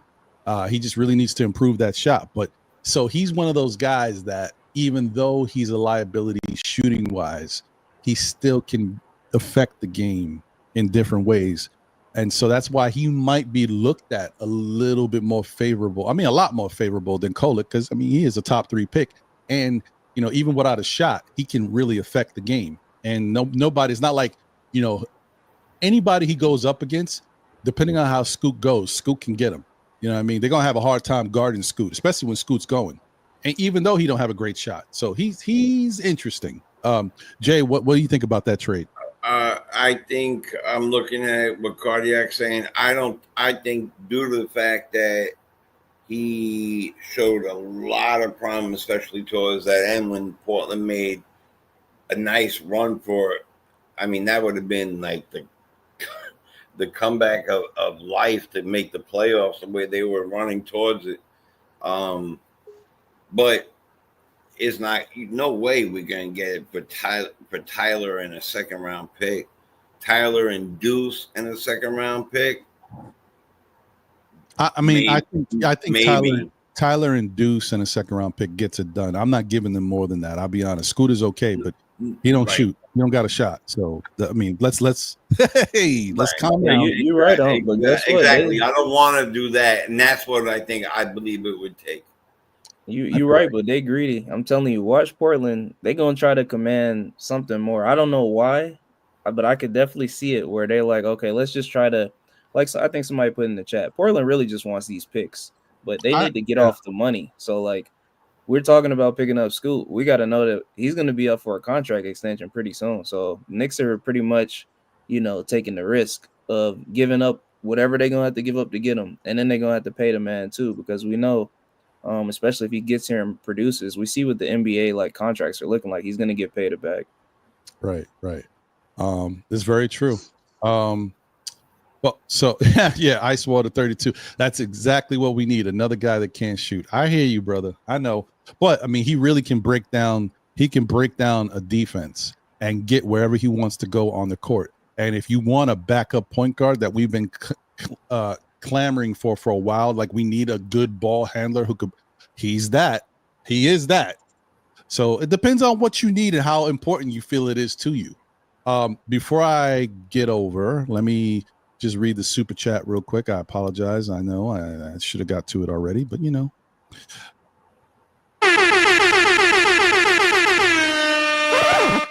what it is. Shout out to you, Ice Water 32. Appreciate you said at this point, it's finals or bust season for the Knicks. And I think I don't think I agree with you. Normally when it comes to my teams, I'm always optimistic and I'm always also giving them some leeway. No, not with the Knicks. Got to get to the finals. I'm sorry. That's how I feel. I'm not. Some people, it's championship or bust. I'm not going to say that. I think it ain't easy to win a championship, guys. That even when you win, it ain't easy to repeat. So can we get there? If we can get there, anything can happen. All you got to do is you got to be in the game. Let's be in it first and see what we can do. So I'm with that though. Let's get there. We got to get there. And that's what he said. Put the finals a bust. So I agree with that entire statement. Yeah, 100%. Shout out to you, Ice Water. Thank you for the generous super chat, my guy. So, Sha, what do you think about that supposed trade? And obviously, we know that, maybe that's not enough. If we were even doing it, Kolek, a second round pick for Scoot Henderson. But how do you feel about the whole thought of even trading Kolek for Scoot Henderson? Yeah, it just follow the money. It's about the money for me, and I think if we're making a move like that, it's about money and making that 14-man rotation right now. I would love to have him over here. Would I love to have him on a backup or be the backup to Jalen Brunson? Of course I would. What? Right? But with the money that's involved with his contract and who we would have to give up to make this 14-man to start the year off with this 14-man roster, I don't think it's feasible. Well, in no, my opinion. I mean the money. He's still on his rookie contract, so I mean we can get him over here. It's the point, can we keep him? We can get him over. Yeah, okay, all right. So because right, okay. So does that mean that this is his last year, or next year he's gonna? Let's see. It's about that time. Let's see how long that is. I think he's got 2 years left. I think it's 2 years. What is his actual contract then? $5 million or something like that, right? It's not gonna be as bad, but to be honest with you, I don't think it's gonna be a little bit of money. No, he's got a higher contract because he was like what? Top was he pick. The third pick? I don't remember. He was a top 3 pick. I know that. Maybe I can look it up for you right now. Though the current contract he's making $10 million. He was pick number 2, right? Yeah, he's making $10 million, like Sam said. Yeah, we can't. Where we getting that from? Who we getting up to get that? Kolek. It would have to be Kolek and Deuce. Yeah, you know what I mean. And you'd have to attach multiple picks. I don't see them just accepting it for just one second. Not only do you have to attach picks because they want picks, you'd have to attach picks to make up the rest of the money. Because remember, we talk about Kolik's $6 million, what all that, but he's not making $6 million per year. He's making he's only $2 million this year, right? Right, and then Deuce is making around 3 or 4 per year, something like that. So that's 6. You still got to make up the rest to get to 10. So yeah, it ain't cut. Now I don't know about this one. Now that I look at it, no, I don't know how easy this one is, folks. I mean, I don't know, because then you're giving up a 2-for-1, and we all know that we need Deuce on the team still. So yeah, he'd have to really uptick it. Like I said, his shooting would really have to take a tremendous leap, because Deuce, that's what happened with him. Like, he's in the situation Deuce was in now. Granted, Scoot, in my opinion, is a better playmaker, and like you said, he's got pretty much the handle is better than Deuce as well, but Deuce couldn't shoot the ball, so he had to do what? Work on the shooting, and now we've seen that kind of solidified his spot in the rotation. So I think it would be tough for Scoot to come in knowing that he still haven't shot well at all. It's tough too. The other thing is, like, when you look at it, so Kerry, yeah, that's where I'm going, but in a different way. So Kerry says if you have Scoot, you don't need McBride. Fair, but if you have McBride and Scoot, when you compare the two, what's more valuable? Scoot is a much better ball handler. He jelly, yo. The kids like to say he jelly. That layup game, that package is crazy, right? And he's a great ball handler and good playmaker, but he's not a good shooter. Deuce is a better shooter. And even in a bad year, Deuce is a better shooter. And when Deuce is good, he's a lot better as a shooter. Then on the flip side, who's the better defender? Deuce is the better defender. So it all depends on what you value more. That's why I think this stuff is a little tricky.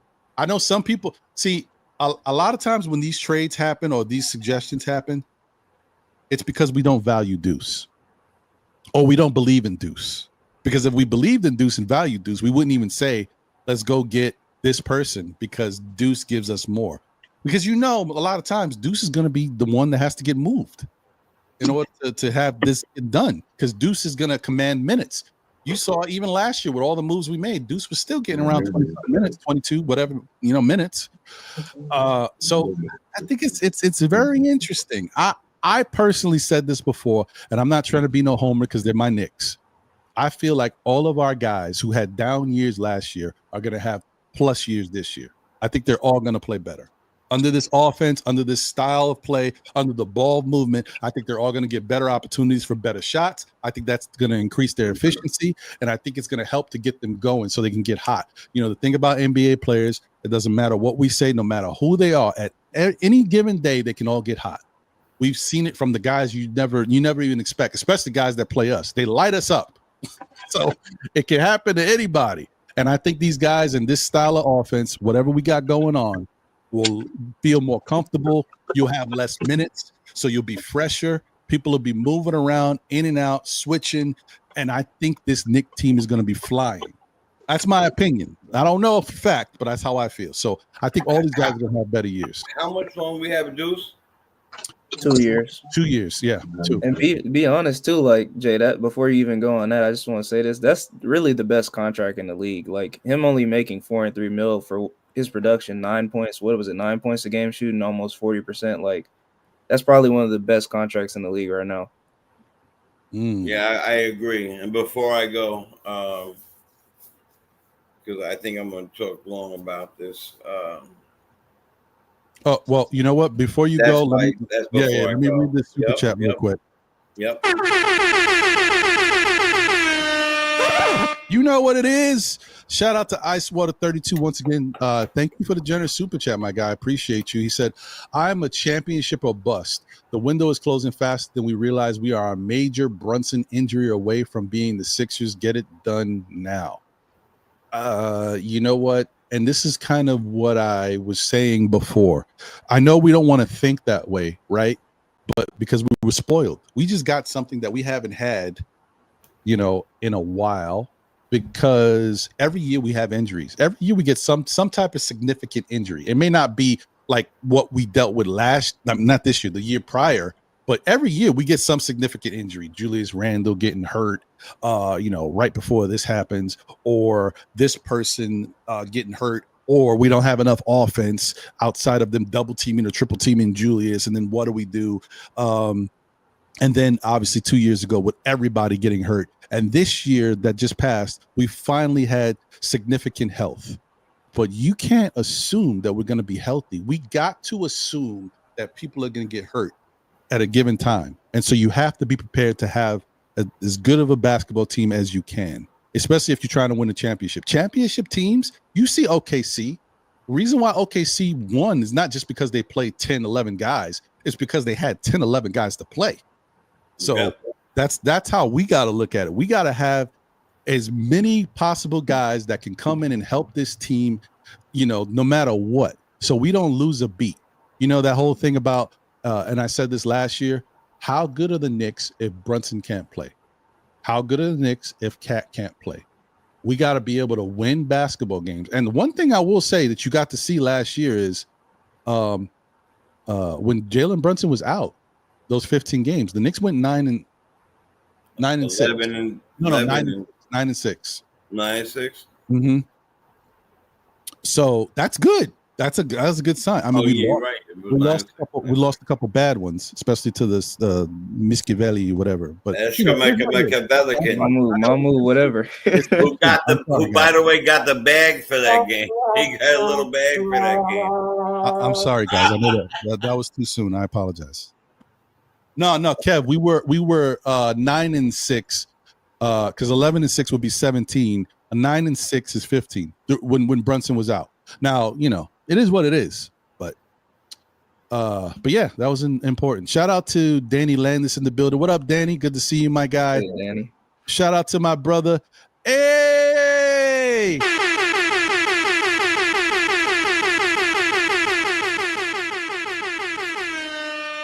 Let's go, baby. Shout out to my guy, Andios NYK. And the reason why I'm doing all of that is because, I love Andios. He's my guy, my brother. But I also want to give him big shout outs. Appreciate you, my guy, and congratulations. He's got 10,000 followers on Instagram. Shout out to you. Let's go, baby. We dancing.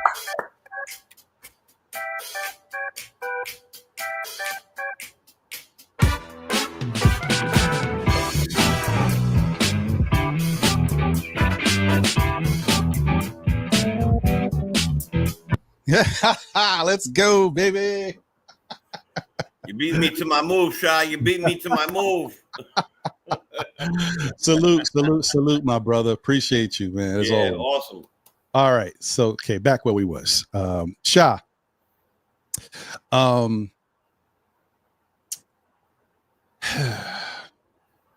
you feel, and this, I'm a get your thoughts on this while I'm setting up the phone line so I can get Randu or whoever else wants to call in real quick. I got about maybe another 20 minutes or so, something like that, because I'm trying to get to my neighborhood. I don't know about you guys. I don't know where you're from.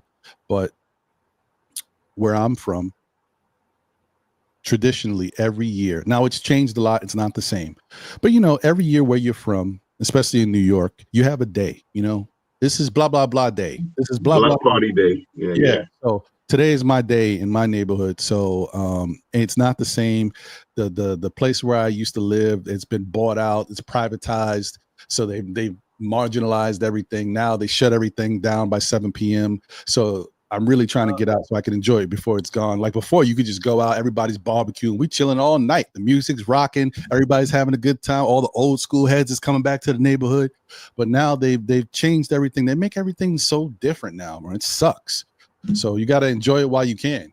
But anyway, today's our day, so I want to go out there and see my peoples. We don't have too many of these years left, and every year there's somebody else that's going bye-bye. So yeah, pretty much, you get it. Yeah, well, technically what I just said is true, because by 7 p.m. sundown, they're shutting everything down. We can't enjoy ourselves. But anyway, all right.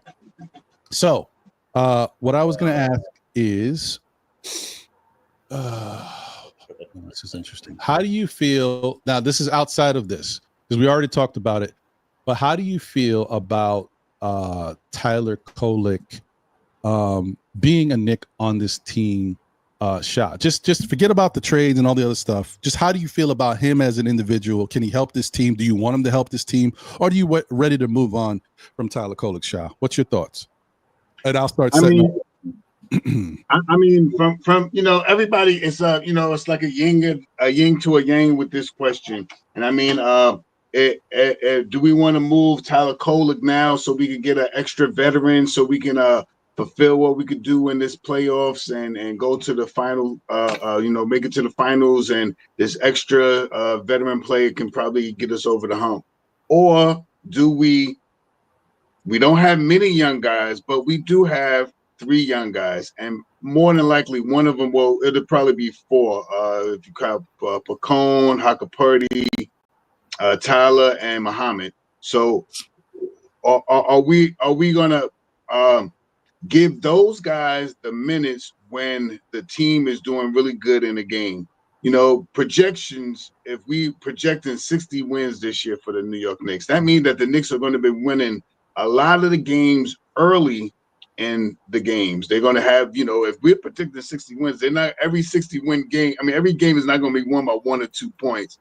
Majority of these 60-win games, in my opinion, is going to be higher scoring games, 8, 10, 12, 15 points that we won by. This will give that third unit of Tyler Kolek, Pacone Daddier, I think Hunter Purdy is going to get some minutes, and Muhammad some minutes on the court.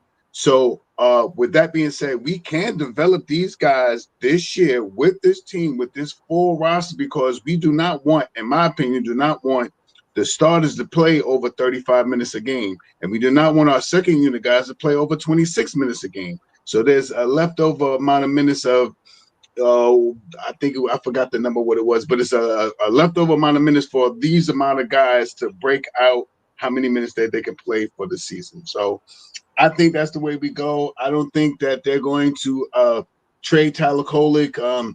If you watched the other day, Tyler Kolek was going up against he was playing up against Clarkson. Wasn't that Clarkson he was playing up against in one of those things? And he was cooking him. He got Clarkson a little heated. You see Clarkson hit the ball and slap it real hard and slap it back out to the guy. I mean, he got into him a little bit. So this could be something that we could see. He's throwing shots about Tom Thibodeau, also talking about not getting minutes. So let's see what he can do. The guy is a great shooter in college. He was a great shooter. His defense was what he lacked, but he was a great player in college.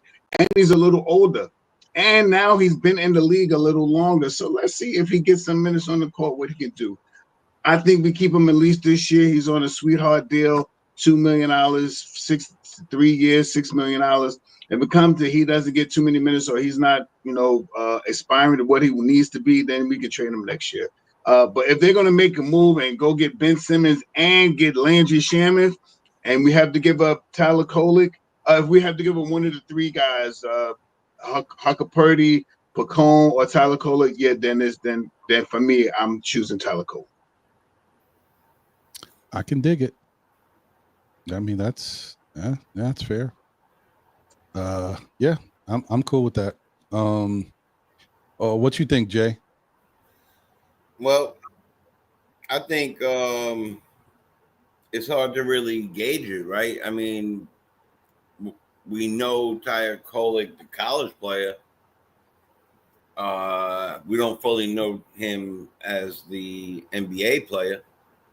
We know him from practice and from doing those things. I can't that's why before when we were talking, I think Sam said it maybe. We know what Scoot could do. We've seen it, but we don't really know what he could do. Mm-hmm. I still think he needs to put on size. He's obviously a liability on defense, but he led the college in assists. He did a 4-year player. He's a he's a 4-year college player, which is very important. And people forget that most of the players, that's why they love that run and gun stuff, because that's all these kids coming out in the first year, whatever it might be. So his IQ for basketball is high. But what do we really know? What do you really know about him besides the fact that he really is a great passer? He can shoot the ball. And he had a pretty good damn summer, right? I mean, came up on a bunch of games. Mm-hmm. It's tough, man. You know, the truth is that if he gets stronger, I think he'd be a real big asset to us. And I think that's really the truth. That he just needs to get some muscle under him. Weight's not always good. Some muscle under him. You know what I mean? Some strength. And I believe that he could produce whatever he wants. He does have a good handle. He does have a great IQ. That's what I'm going to go for on that. I really don't know about the rest of them because Tibbs didn't really play him. So, that's it. Yeah, that's fair. That's fair. What you think, Sam? And Sam, you being the I was about to say, I'm biased because I'm the president of the fan club. So right. I mean, I personally think we should keep him just to see what what he's gonna have as a role on this team. Like we don't really know. With it being a new coach, what Mike Brown and the rest of the coaching staff have in store for him. They might actually use him in a different way this year. Don't really know for sure. So I'm not gonna speak too soon, but I think Kolic definitely has at least the IQ and mentality. It's just more so of him showing it, just like in summer league, showing it consistently that he can play at this level. Because I mean, he had some moments there, summer league, but we need consistent stretches like what Deuce was able to provide for us this season, where we could confidently say, okay, hey, Deuce is now somebody that we need to have on the court in the rotations. Like he's become that for a Knicks franchise. I can't say the same for Kolek yet because it's more so unproven. So I'm hoping that they at least give him a chance before they ship him out. But like any other guy, we all know that this is a business. So like we still deal with Scoot, if there's a deal that pops up, I'm sure Leon Rose and them can't refuse. They're going to have to ship him out here. Yeah. I think I agree with you there. Like they're going to make the tough decision, whatever it needs to be. They're going to do it. That's the one thing I appreciate about the front office. The front office has come a long way. In the beginning, I thought they were a little gun shy. They would Leon was scared to pull the trigger on anything. He was talking a good game, but he just couldn't get anything done. Then all of a sudden he got trigger, bang, bang, bang. All of a sudden he just firing. So I'm like, I take it for what it is, man. I appreciate that. Just be somewhere in the middle, even keel. Do your due diligence, figure out if this is going to work. And if it works, make the deal. Sometimes you got to part with something you don't want to part with. But if you want that person, you got to do what you got to do. I do believe this, Ryan, that he deserves, like I said, he didn't do anything not to deserve it besides not getting played. So if we see him play and he's playing well, then we should see him more. Mm-hmm. And that, in order to do that, he has to hit the court for a good 15 minutes a game. You know what I mean? Is that going to happen? Are we going to see that happen? You know, is he in line for any of that? You know, I actually hope so. But I like the idea of Kolek. I like Kolek when he came in. I like what I saw when the garbage time, or even on times when he played during the game. But yeah, there's only one way to find out. No, so. I agree with you. Oh, and also I forgot to mention this. Sorry, I got so much going on. The other thing I wanted to mention about Mike Wayner of the former assistant coach of the Indiana Pacers. He won two national championship rings with Florida in 2006 and 2007. He also was on the championship team in 2011 with Carlisle in Dallas. So he's been around. So just wanted to throw that out. That was a big win, that one. Yeah.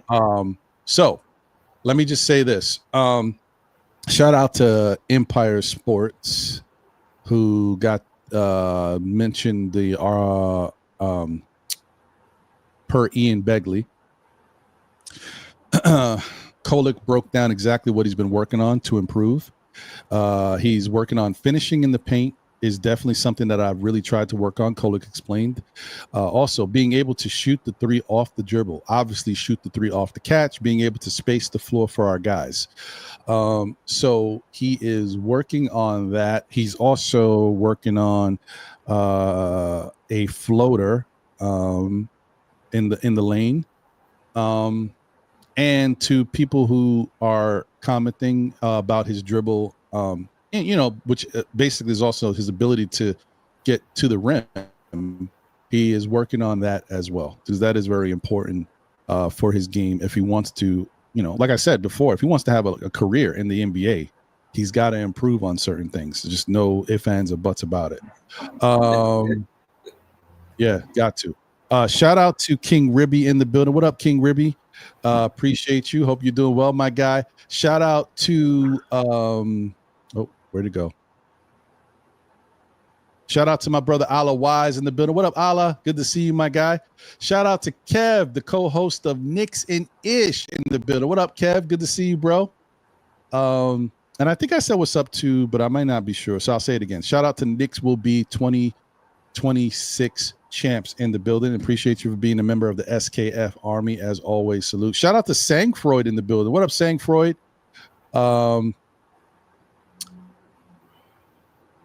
She said, what did Sankfreud say? Said Tyler really screwed the pooch in summer league. He is subject to the discretion. If that defense is lacking in camp, he will be traded. That's true. He may not be traded then, but he definitely could then be looked at somebody that they want to move if he doesn't improve in camp or add some value. But I was going to say something before. What happened? Imagine if Tyler Kolek didn't play in this summer league. How would we have been looking at Kolek? Because prior to the summer league, his track record was good. We saw limited action but when he was playing in the NBA with the guys, it looked good. It's just interesting how the summer league changed the perception of Tyler Kolek. I know it's a new year and you look at it like, okay, this is what he looks like now. But once again, like I said, I hear you. I just don't think we should look at the summer league for anything.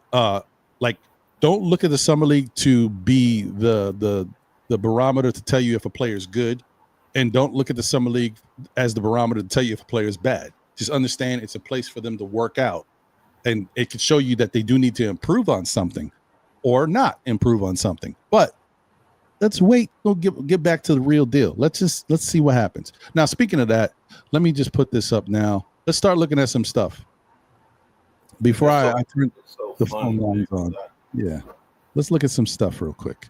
And like I said, some of you guys may have already seen this stuff, but some may not. So, that's what we're here for. Let me cut this music off too. We don't need no copyrights. All right. First off, I do not like the fact that they titled it Kiyan Anthony versus Tyler Kolek. This one play right here is it. And after that, it's just a bunch of other plays. So, calm down. But it's okay. It's all right. No hate. Shout out to them. Is that on pay-per-view? You know what I mean? Everywhere. You never there. Let's go. All right, let's play it. So that's Kiyan Anthony, Carmelo Anthony's son versus Tyler Kolek. Okay. All right. Listen, by the way, guys, let me tell you something as well. If a high school player scores a bucket against a college player or an NBA player, that doesn't mean the college player or the NBA player is trash. Okay. That is what you would expect because offensively, it's guys score, right? That's what happens. Apparently, Michael Jordan played the Olympic team when he was 16 and was cooking all these dudes. I mean, not Michael Jordan, LeBron James. Whether or not that's real or not, I don't know. But that's what apparently LeBron James says. He played against Team USA with Jordan, all these dudes, and he was giving these dudes business. So does that mean all those dudes suck? No. This means, and this sure is wasn't Mike Beasley. I'm only playing. Right. And this is Carmelo Anthony's son, by the way. Shouldn't he be cooking dudes? Come on, y'all. All right, let's go. And this kid got to get some ankles. All right. Hey, watch yourself. Okay, young fella. All right, this is slow-mo right here. If you don't know slow-mo, young people, look it up. I don't know what the hell that was, but okay. Isn't that called a carry or a self? Hey, dancing. Oh. I don't know who this dude is with the dreads. I'm sorry, I can't remember. He plays for St. John's right now. Oh, okay. Yes, he does. Kiyan got that shot, B. This is that's Greg Anthony's son, Cole Anthony. Which I wanted to talk about. Okay. Oh, okay, Cole. Look at Cole with these moves, B. Watch it. Oh, watch yourself. Whoops. Okay. Oh, give me that. Ouch. Oh, the pass. Leave it back to slow-mo for 3. Look, he's slow with everything, B. Cole. Okay. Look at that defense. That was offense. Yeah, to defense. Tyler with the 3. Defense. Cole The D Anthony. is gone. Get off me, young fella. Ew, give me that. Kiyan Anthony for 3. Listen to Kolek. Break him down. Let's get to the rim. Okay, Kolek. All right. Oh, let's get back to the rim. Oh, pass it out. Ew. Oh, watch yourself. Okay, slow-mo, take that. Pass to Kolek. A little layup. That's a move. What? I mean, that one wasn't as great because he's a little out of control, but it's okay. I'll take it. Slow-mo off the glass. See, this is what I'm talking about. I don't like the fact that Kolek all of a sudden seems like somebody that can't shoot when he can shoot. Kiyan with the 3. This dude from St. John's. Yo, Kiyan is going to be, let me tell you something. As Kiyan gets older, he's going to be crazy. I'm telling you, y'all better watch out for Kiyan Anthony. If that dude can become, he's going to be better than LeBron James, son. Oh, yeah. Sorry. That was Jay. I'm not going to lie to you. Listen, there's 2 things I want to say real quick, guys. I know that this is really off the beaten path here, but LeBron James' son, that's in the NBA right now. He's looking better, guys. I seen him working out. He looks like he's starting to get it. I'm not saying he's going to be all that because I still think the younger brother is the one. The younger brother is the one you can watch, but we'll see. But yeah, the younger one was the one that was in the movie with LeBron, right? Wasn't it it wasn't this one, right? Oh yeah, I think you're right. I think it was the younger one that was in the movie. I think the youngest. You'll be able to see the younger one now because he's his first year at Arizona this season. Oh, he's Arizona? Yeah, he's at Arizona right now. Nice. Yeah, I think that he did a disjustice to him by bringing him to the Lakers. A lot of pressure. You got to be with me, all that stuff. Almost like the ball. That's why I think he brought him there. Because he, yeah, you know what? I think maybe that too. You know what? That's another way to look at it. I think you're right, Jay. But I think what it is that he did it because with everything that he was dealing with the heart issues and all that stuff, I think he felt like he had to get him somewhere because the NBA ain't gonna wait for him. You know what I mean? No. But I think if he could have waited, he would be in better position. Like if he was going to get drafted now, he would look so much better. Right. Because he's already looking better. I'll be honest. I've seen him and I'm like, I can't even say this kid look a lot better than I saw. Now he's dunking easily. Like he got some hops. And he's smaller than LeBron, a lot smaller. He got bunnies. But he just looks like a better player. And I think sometimes tough love. Sometimes being put out there and swimming with the sharks, you either sink or fail, whatever, sink or swim. And I mean, we know how it is, Unc. There's only few like father-son like duos where they've both been on the same talent level. So just for him still making it to the league is an achievement within himself, and him kind of like carving out his own role in the NBA is going to be interesting to see. Same thing with Kai and Anthony when his time comes. So I just think it's unfair for us to put like the Hall of Fame label on these kids when they're just trying to, chase their passion in their own right. And that's my point too. That's fair. And I brought him on with his dad. That was the focus was on. Yeah, I definitely think I agree with you, Jay. I think it was, and technically it was too much, but I think LeBron understands this game more than others. And I think he's like, I got to get him in now, because if I don't get him in now, it might be tougher later because there's too much stigma on him getting hurt and his ability to play. If I can get him in, he can learn and get better. And think about it, Unc. How many, if anybody knows, it's LeBron. The man's played 20 years in the league. He understands the business of the league. So he's just trying to look out for the best interests of his child at the end of the day when it comes to that situation. So I think he put him in the best situation to be successful, which is where he's at now. We'll see what he does next season. Yeah, Bryce James is the younger brother. The youngest. And he looks like he's going to have better height than his older brother, and he's got a good game. He plays. He looks like when he moves around, he looks like LeBron. He ain't gonna be LeBron though. He's not like LeBron got. I don't know what happened with the genes.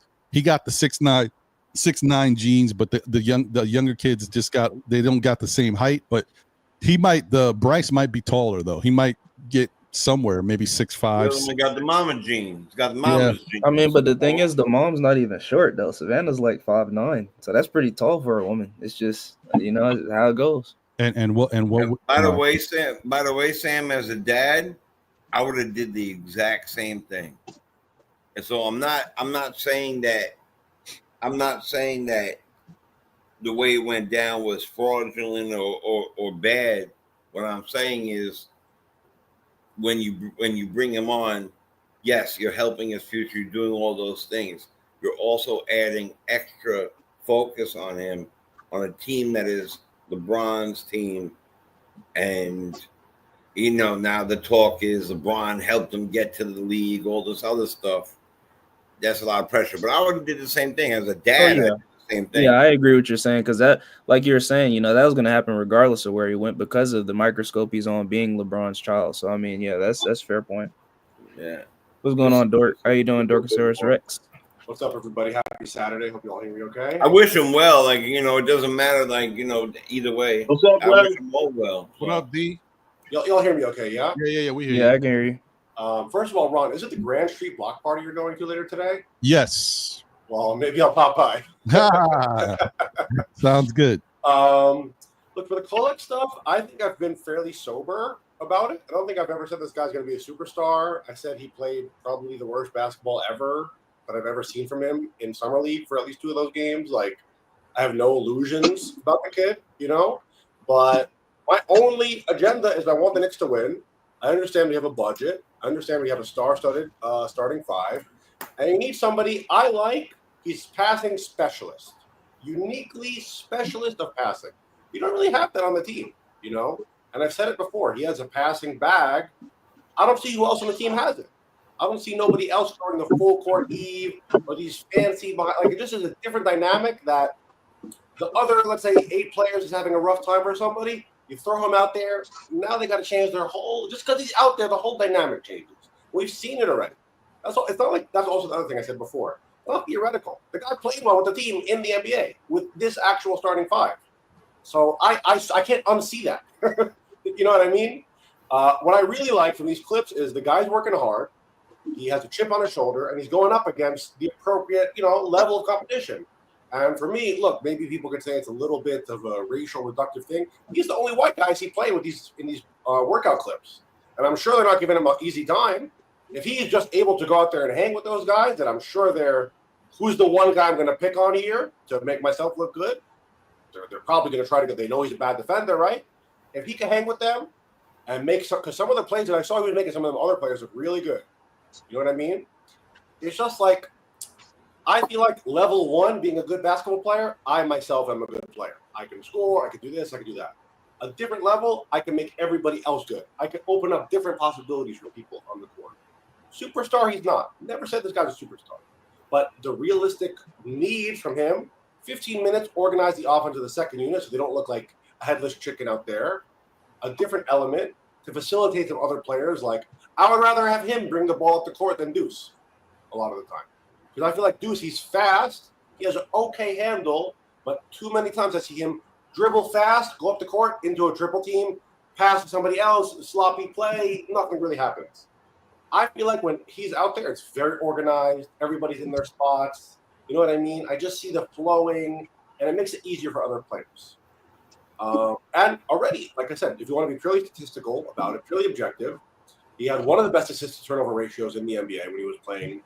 He played the most of any rookie on our team. So let's be, it's not an insignificant sample size. In the NBA, real games, there was no Jalen Brunson, there was no Deuce. It was really just on him and campaign. So he already had a better assist-turnover ratio than Tyrese Halliburton, which is nothing to scoff at. You have to be a little fair. And, okay, the stinky summer league, I never once said he had an amazing summer league. I only said it was terrible. But, again, to put it into context, his bad summer league was statistically better than Jalen Brunson's bad summer league of 2018. It was in every category a better summer league. So do we look at the 2018 summer league of Jalen Brunson? He's a bum, he can't play? Of course not. It's ridiculous. But I'm saying we have to, one, be realistic about what assets we have and who's out there that's going to replace him. If there was a slam dunk guy already, we would have signed them 6 months ago, 3 months ago. You know, if there was an obvious choice, instant, easy upgrade, no downsides on a cheap contract, this mythical player we were talking about all offseason, he would have been signed already. He would have been on the team. He would have had the announcement already. That's fair. That's fair. That's a good point. We don't have the alternatives, and I don't see another guy on our current team. I don't see Jordan Clarkson making passes like that. I don't see Deuce making very specialist, weird passes that's like you just don't see another player make, you know? So, to me, I think, is there no downsides? No. He's not a good defender, not athletic, he needs to be strong. All these things, 100% true. But what I like, especially in these off-season videos, he's playing against tough players that's really giving him the work. He has that competitiveness, that edge, that fire, that chip on his shoulder, which we really like. And to me, it shows he's very determined to get better and improve as a player. Superstar, probably not. But to fill the role that we need, I think he's more than capable, actually. Well, we'll see. And hopefully you're right. If he gets the opportunity, hopefully that comes to fruition and we get to see the best of Tyler Kolek with his New York Knicks, team. He got the opportunity last season, and he played very well. Nobody can say anything other than well, it's also year to year. And as much as, we talk about Tibbs liked Kolek. Okay. He may not have loved the fact that he don't play good defense, but he liked what he could offer. And that's why we saw him whenever we did see him. So hopefully, I know there's workout videos of Dadier and Diawara and all these guys going around out there. I like to see it. It makes me feel encouraged. Yeah, I mean, I do too, but I know I kind of look at it with the glass half full, a glass half empty. I remember we saw last season Mitchell Robinson shooting threes, half court. Yeah. Some things you can't look at it and take at face value. Yeah. So what was I going to say? Let me play another video real quick. And I'm sorry, I know I was already going to get to the phone lines, but I want to play these videos, just to get them out the way. The other thing I was going to say too is I appreciate shout out to Kevin Middleton, which is fair because, there could be also the media narrative that is going around. This is the stuff behind the scenes that you don't think is happening, but it's happening because people have so much pull. The man named LeBron James, who is the face of the NBA for the most part, a very rich man and knows a lot of people and is behind a very powerful agency, can definitely set a narrative to make his sons look a lot better to us than they are really. Now, I'm not saying they're not going to be good, but to what Kevin Middleton said is like Bryce James averaged 5 points as a senior, and we're talking like he's Stephon Castle. Well, technically he averaged 8 points, but I'm still with you. I agree with what you're saying. He shows a lot of ability, and when you see a highlight of Bryce James, it looks like he's incredible. But that's all you're seeing, these specific highlights that are moving around the internet that are carefully placed for your viewing consumption. So, yeah, I hear where you're going, Kevin. I get it. He may not be the way they hype him up to be. But I think Bryce has shown me, and maybe it's because he's taller, but I've seen his ability to do certain things, and the way he carries it out shows me he has game. So that's he how does have from what I saw, like Osor Amen Thompson athleticism. Yeah, and he is taller. He's 6'6" right now, which who knows? I didn't realize he was as tall already, but so he could go up to 6'9". You never know, but yeah, he's got the height that his brother didn't get. So he's taller. The other thing I wanted to say is, outside of all this, I'm not a hater because Carmelo Anthony was a Knick, and I love Carmelo Anthony. I think Carmelo Anthony's son, Kion, is better than both of the brothers. If he passes the ball, then he's already better. Yeah, but I definitely think he's going to be a bucket. He's going to score. But okay, so let's move on. Let's play these next clips. He better start doing some leg work, though. Well, yeah, he's going to need the leg work. The leg. All right, so now this is, a lot of people have already seen this. There may be some that haven't. This is Tyler Kolek going one-on-one versus Jordan Clarkson. And this was a nice little back and forth. I like this.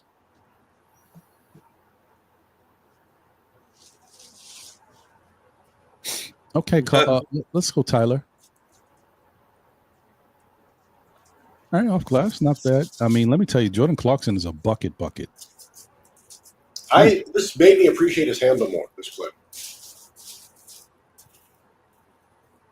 Oh, watch yourself. Cash. Oops.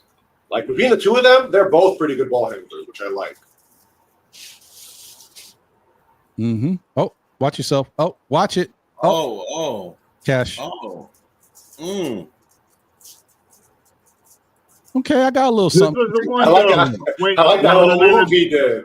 This is the one though. Watch this one. I think this is the one. Oh. That's the one right there. And that made Clarkson mad because watch him have, I think this is the next one we knocked the ball all the way into half court. No, not this one. That was the one. Oh no, it comes after this one. Sorry.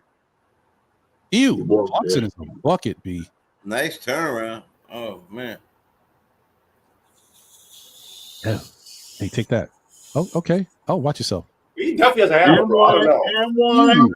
And one. People say he don't have a handle. That's crazy. So come on. NBA players make this look easy. Glad to have them on.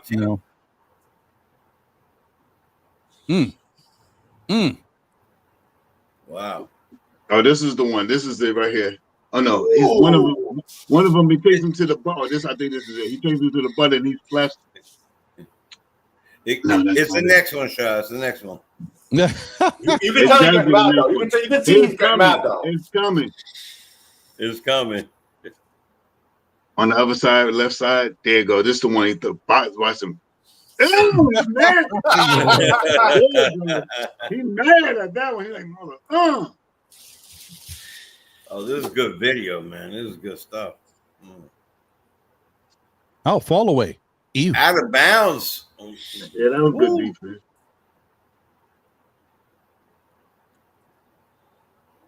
defense. Yeah, Jordan Clarkson going to score some points. His shot is pretty high arcing. Pretty high arcing shot. I got to tell you, I've seen so much Jordan Clarkson video, and this dude rarely misses, bro. So I'm not surprised that he gets on spurts. He gets hot in the NBA, but I understand him more a little bit. I get it now. You know, I would love to know who won out of this battle, whatever it was. Not that battle. All right. I know we need a bench, but I for some reason I want to start him at 2. Did you put the Daddy and Diawara workout clips, or is that? I don't have the Diawara one. I've got the Dadier one because I saved them. Like as soon as I seen it, I try to save it. But when I saw the Diawara one, I was at work or something. I didn't save it. So, okay. But it's I got. Hold on, let me see. This is Dadier just shooting. This is a quick one. Just him shooting from the corner. Hold on. To stage. They gave him the black or white effect. Okay.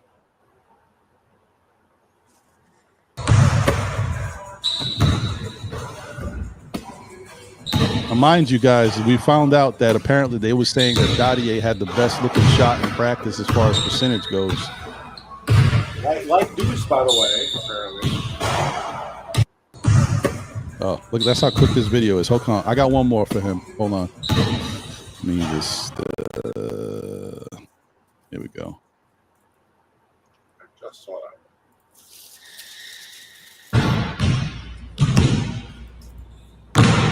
I don't find it one.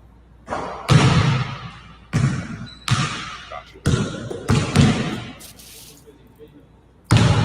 Yeah, Ron, I put the DOR one in the chat. Okay. 3, good.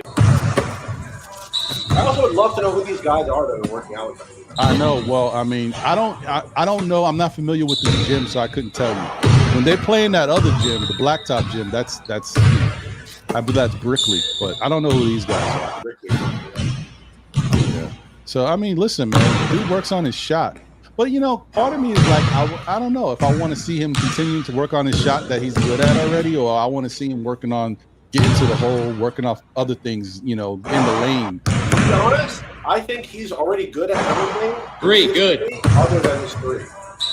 See, I think when he gets a really consistent 3, opens up his whole game, I feel like.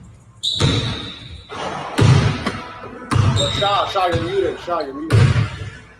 He started knocking down some of these shots that people faces. They're gonna play defense on him, and this is that. Then he'll be able to execute going the drive to the basket. Exactly. Those shots right there coming off that's gonna make you want to play defense. And if you play too close on him, I think he's gonna have time this year. I think Tyler has time, and I think Hunter Purdy's gonna get big time minutes this year.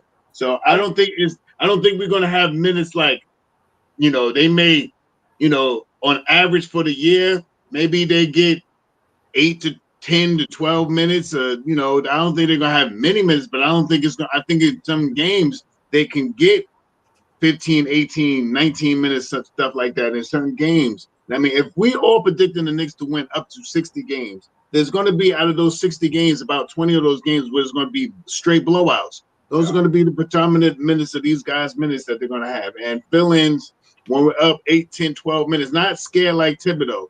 Thibodeau, you get up by 20 points, you still got the starters out there because you're scared that, you know what I mean, you're going to have a explosion. You know what I mean? If we get guys that can continue to, these guys, if they get out there and they get the minutes and they start producing, then you'll see these guys 8, 10, 12 minutes towards the end of games and stuff like that. Won't be so much garbage time, it'll be at end of game times, if you want to call it that. I mean, I just feel like something good about Dadier is if he can especially get his three-point shot out, the lineup versatility that he can give the team is incredible. He's doing so many different, and it's a player archetype we need very bad. So he comes together, bro, adds a lot to the team. He put pressure on Josh Hart right now.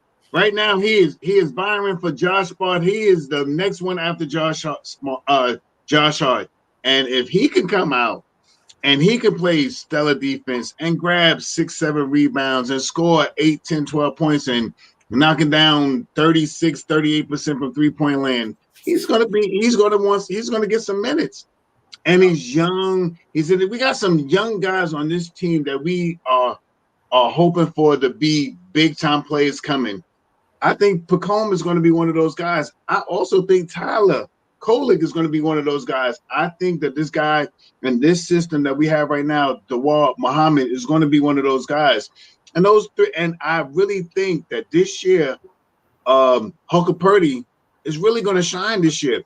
He would have got more minutes last year if he didn't get hurt. Yeah. And if he could stay healthier this year, I believe that he's going to have that 10th man rotation. It's going to be so hard to know who's that 10th man on the rotation in any given night. But I think Purdy will be one of those guys that you can put in there. It'll be times when I could go on and on because I think that this lineup here will be maybe a starting lineup per se every game that starts out, but 2-3 minutes in could be changed real quick. You can substitute Mitch out and put Yabusele in. You can substitute Josh Hart out. You could put in Pacone. You know, it'll be some times where you can actually substitute early in the game to put someone in for a better result for the ending of the game. So I have great these guys that we got here. Everybody said, "Oh, the rookies and stuff." These guys ain't rookies no more. Only guy that we got on this team this year is a rookie is Muhammad. Everybody else has been in the league. Tyler was here last year. Pacone was here last year. Hunker Purdy last year. They're not rookies anymore. You have to come in here and you got to perform. You know what's going on this team. And with the type of plays that you have in front of you, you know that you're going to have to play even harder to get some minutes on here. And plus, you know that we're striving for the playoffs. We're striving for the finals. We're striving for the chip this year. And these guys, these young rookies, rookie-ish, 2 second-year players are not coming in here to be shabbish this year. I don't think so. I don't think they're going to. I think they're ready to play some basketball this year. I think all these guys that we just mentioned are going to get pretty substantial minutes this year. I also think it was always ridiculous to call Huck Purdy a rookie. How is he a rookie? He's been professional in the NBA, right. Almost NBA caliber league, you could say, for like 5 years, and he went to the championship both years that he was on the team. Like, we also like to be fair and to emphasize Shaw's point, the Knicks don't get many blocks as a team. McCall Bridges and OG Anunoby, they're great defenders, but they don't get the Knicks average maybe 2 blocks a game at most, probably a little bit under. Huck Purdy by himself averages more blocks than the Knicks. Right. He was an elite shot blocker in the NBL. It makes sense. Just look at the guy. He's massive with long arms. He's very energetic. Like, it would not just imagine you have to go score on him. You know what I mean? So no, it's not like the average slim guy, big, huge guy, 6'10", not quite as tall, 7 footer, but he's more athletic. I feel like he's a little shorter. Like more athletic than Cat, right? Even though they're almost the same height. So I don't know. I just feel like there's so many things like, for example, how in Avatar they say everything changed when the Fire Nation attacked? For me, I think like everything changed when the Knicks drafted Diawara. Because after we all saw this guy played, there wasn't one guy for all the rookie slander that this guy cannot. It's so obvious why they drafted him. His point of being here, of this player specifically, is so uniquely, obviously skilled in a way that we need. It's a complete flip of because it's just obvious you can't find minutes for a player like that in the modern NBA. That you have to try to not 5 minutes, for some of these guys with our needs. Like people, it's like one or the other. They don't understand that we drafting these guys for a purpose. It's a reason. They have foresight. They can see that we have holes. They do their best to fill them with what pick they have available. They had a first round pick every year. We have the perfect play, but but for me, I think Huck Purdy, especially, like he has the experience, he has the skill set, the size. Especially all the guys that we're talking about now are bigger than the guys just about they're going to be playing in front of. They're all bigger than the guys we're talking about them playing in front of. So you can't just underrate the elements of size. All the height we have is in young people on the bench, basically, So you have to acknowledge some of these things. Yeah, no, I mean, I agree. And shout out to Alawise. It takes time. Got to give guys playing time. You also got to give them the ability to go out there and learn. They're going to make mistakes, but they're going to get better as they get more time and proper instruction on what they're doing wrong and how to improve on things. And then also how to continue doing what they're doing right. It takes time. Development is not, it's not a one-day course, or else, everybody would be phenomenal. So but that goes against the mantra of finals or bust. For me, it's like, it's like it takes time, but finals or bust. But we're saying finals are bust because of the core players that were like these guys are adding to the core, so they can. I think we could still bring them along slowly, and I think that's kind of. I mean, basically, that's the reason why we keep talking about a 10th person, right? Not a 10th person, a veterans minimum contract, because really, if the Knicks were confident in saying, we got a bunch of guys we could choose from, but they're not looking at that. They're looking at we got to bring in somebody else from somewhere else to be ready now to come in. They understand that some of these guys, and they don't want to put that same level of pressure on them. These guys need time. Like, it's okay, you say a guy has ability and he can help the team, but you don't want to put that person in a situation where now when they don't do good, it's affecting the overall product of what we got going out. You want to be able to bring guys along slowly. And I assume that a lot of these guys won't get to play unless it's garbage time. But I do feel like more than last year, we're going to see a lot of garbage time with this team. I think there's going to be fourth quarters where the Knicks are getting laughers and Brunson's iced up the legs and Josh Hart is talking about breast milk or something. Hey, one thing too, I didn't want to cut you off, but great interjection point, by the way. just to your point on that, remember how many games, and I know y'all remember this, how many games we blew last season that we were up by 20, 30 points. Yeah. So, yeah, they're definitely going to get burned. We just need to maintain the games. Like, Mhm. so many games the Knicks sold last year and then almost either lost or they got close to losing because we, squandered away a big lead early in the game. So, hopefully we're able to maintain with these guys when they do get in there. Right, 100%. Okay, let me play. This is the Diawara video that D-Rex was talking about. Let me add that to the stage. Let's get it going. All right, this is Diawara right here. Are you rapping?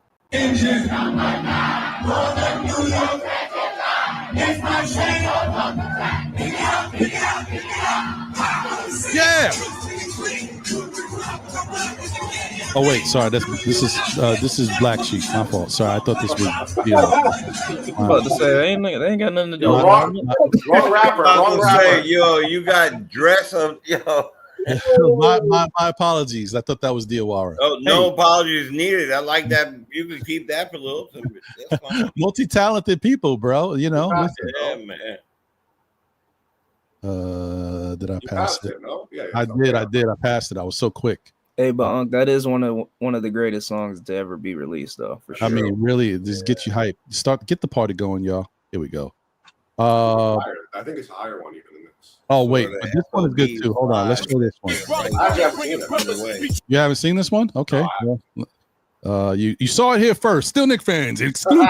Sábado gigante. There we go. I had to take the music off. They were playing Papooses Alphabet Slaughter. I had to cut it off. Okay. Yeah.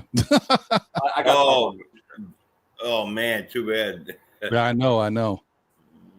But see, this is nice. I mean, just seeing him work around. Obviously, this is one-on-one. I mean one-on-one. Individual workout stuff. But see him moving around with the ball, seeing his fluidity.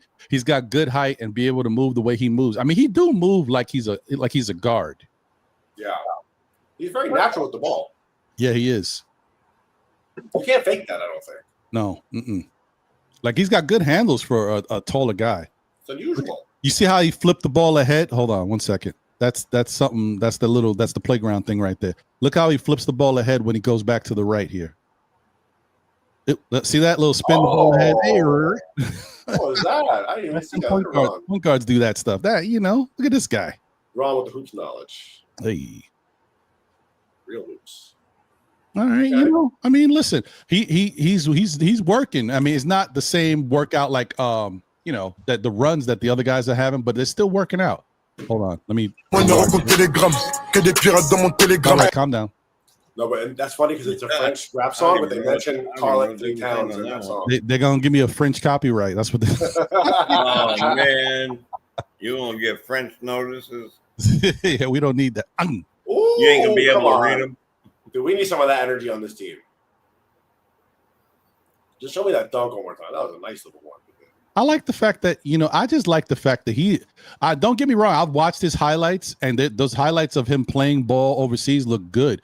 I'm just surprised at his fluidity for his size. Like he's tall and he be moving, man. I like it. He's much more skilled than I give him credit for. I mean, I'm more of that. Maybe I just didn't know enough about him to understand that he was. No, nobody had him penciled in as being as good as he was, but it jumps off the screen. Yeah. Right. No, he's. How tall is he? 6'10", 6'8", 6'9". His natural position is small power. We already know who he looks like, man. We just don't want to say We it. know who he looks like. Yeah, we know who he looks like out there. Yeah. I was about to say he looked like Siakam even in that clip a few times. Shaw know. Shaw is painting him, but he knows. Don't put that. Yeah, he's currently listed as 6'9". Yeah, I thought it was. Hold on, can I shout her out real quick? Mhm. Hi, Mom. Thanks for joining us. Oh, his mom's there. Hey, Mom joined? Hey, Mom. Let's go. Thank you. You gave birth to a good one. I know he may have stressed you out, made you pull your hair out at times, but he's learned a lot and he's become a good one and a leader amongst his own children. And we appreciate him. He's got a great voice, a great knowledge, and I think he impacts a lot in his community as well as with other people. So shout out to you, Mama, for giving us Jay Chosen. You did your job. Appreciate you. I appreciate those words. And I love you, Mom. Thanks for showing up. I asked her to come check out your show. She did it. Oh, look at that. Praise God. Ooh, wee. She gonna have me preaching the Holy Ghost up here. Yeah, I'm telling you. Watch out now. A lot of good fellas on here, Mom. A lot of people believe like that. Believe it. All right. Thank you for being here, Miss Hauser. Appreciate you. So let me do this real quick, guys, just because I promised, and I got to get out of here. But I want to open up the phone lines. Randu, if you're listening, this is your time, baby. If you're ready, call in, because I know you were trying to get onto the panel, but we couldn't get your connection going. But hopefully you can call in right now. Let me make sure I got my stuff together here. 1 second, y'all. You know how it is.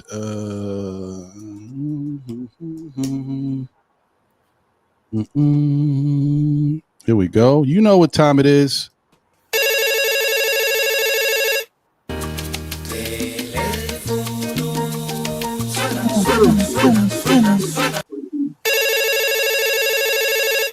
Hello. Let's go. The number to call in is 347-305-7280. Once again, that's 347 right on time, baby. Right on. Shout out to you, caller. You on live with SKF. Know the legend. Name and where you calling from. And can you turn down the music in the background? Guardian. I think he's even. It's even the delay on the phone call too. Yeah, you hear that? Yeah. You calling from Mars? Randu, can you hear me? No luck today. Oh man, he's having some internet issues on the phone call. Gotta get with that provider, man. This is rough. He might be using that. What do you call them things? Like WhatsApp? Yeah. Can you hear me? Yeah. Randu, I hear you. You hear me? Yeah, I hear you. Okay, just turn down the sound in the background because we can hear it. Oh, yeah. Let me turn the TV down. Okay. All right, Playboy. Yeah. All right, there we go. What up, Randu? Listen, man, I appreciate you. I'm sorry we couldn't get you on the panel earlier, but it was like it wasn't working. But hey, at least now we can hear you. What's on your mind? First thing I want to talk about was Malik Beasley. Okay. I would like to have him on the Knicks, but I don't think he's coming here for better minimum when you got other teams that can pay him more money. I think we agree with that. I hear you. How do you feel about him being here in general? Do you want, would you want? I think you just said that, but are you concerned about the other issues? I mean, I know you want him as a player. You know, he can get it out there on the court. He can go get it. He's a bowler. But how do you feel about him? You know, with the other stuff. You worried about that, or you're not concerned?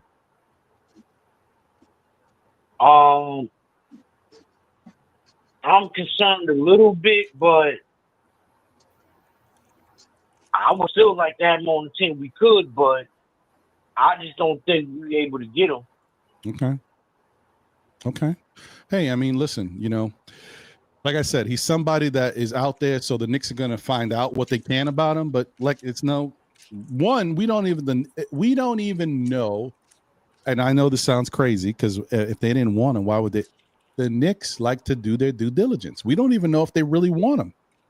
We just know that the Knicks want to make sure that they are in on everything. And the other thing is maybe the Knicks want to show their competitors that we are looking into everything, you know? Right. I'll tell you one thing that I didn't say before. The team that really needs Malik Beasley is the Pistons. They need Malik Beasley back because he makes a difference over there with all that defense they got, his added defense to them, but his offense helps. You know, the Pistons don't have all of the offensive talent that some of these other teams got. So having Beasley back would definitely help them. There's definitely a handful of teams that can use his help. But yeah, that's right. What else is on your mind, Randu? What is it? Okay. This whole thing about Mitch not still signing the extension. Mm-hmm. Really? we ain't really got to rush to sign Mitch to an extension because we got until the middle of January True. to sign him to an extension. That's true. So, do you feel you don't want to rush because you want to see if Mitch can remain healthy, or you just don't want the it's just not something you think the Knicks should be worrying about right now? They should be worrying about other things. Well, yeah, really, yeah. So both. Which one or both? Pretty much, yeah. It's both. Okay. Pretty much. All right. I mean, that's fine. Look, I think that's fair. I think the Knicks have to move like a competent organization that has really good talent and is a championship team. When you are a good product, at some point you have to realize you're a good product and understand that, yes, you need players, you need people to be a part of it, but you also have something that people should want to be a part of because you're building it. And so therefore you don't have to jump at the immediate opportunity and say, I got extension time right now. No. Let's make sure that you still are the person we thought you was, and let's let you kind of play and see where we go. Because the bottom line with Mitch, it's never about his talent and what he can do. And that's the funny thing, because, a lot of people start to question Mitch because you don't see him enough, and you forget what he can actually do to affect change on the basketball court. We got somebody in the panel that felt that way. You know who you are. I see you shake your head. You know who you are. But I also know that once you saw him playing and saw what he could do when he's healthy out there, you see, okay, all right, yeah. I mean, this is the type of stuff that we need from him. It's just that he's not healthy enough for us to see as much of it to understand and appreciate it. So I get it. But that's the thing. So that's the thing. Mitch I think it's very important for Mitch to stay healthy, to continue to keep doing what he was doing, and build off of that. And if he can do that, the Knicks are going to reward him with an extension, because I feel like the thing about it is it's not just about the Knicks. You got analysts and other people around the league that talk about Mitch as something in the league. So that allows you to understand, hey, we're not just the only ones seeing you this way. Other people around the league see how much of a difference Mitch can make when he's healthy out there. And apparently that's, even though he doesn't, Mitch is funny. Mitch is like the Twilight Zone or like the Bermuda Triangle. You get caught up in it. You don't know what it is, but once you're in there, you in trouble, right? So that's what Mitch is. He may not be on the defensive player of the year, categories. He may not even be on any of the three teams, but he might be the best defender not on those teams. Like he makes that much of an impact when he's out there. So, what else is on your mind, Randall? I don't want to take up too much of your time. Don't mind me. I get a little long-winded when I'm talking about this stuff. But when playing Mitch, though, they should keep him to 25 minutes or less. Okay, I agree with that. He don't need to play more than 25 minutes a game. Mm-hmm. Mm-hmm. And do you think that everybody's minutes should come down too? Like everybody on the team, like even the starters who played. Well, I mean, we got a bench now, so we got a solid bench again. So, yeah. Yeah, I agree. I'm with you there too. I think that why. all minutes should come down. Ain't no reason why the starters to play heavy minutes anymore. Right. Yeah, I agree, 100%.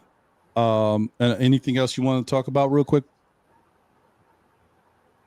And this whole thing about Giannis, I don't think anything is really going to happen with Giannis till next summer. He will be extension eligible because he's going to be a free agent in 2027.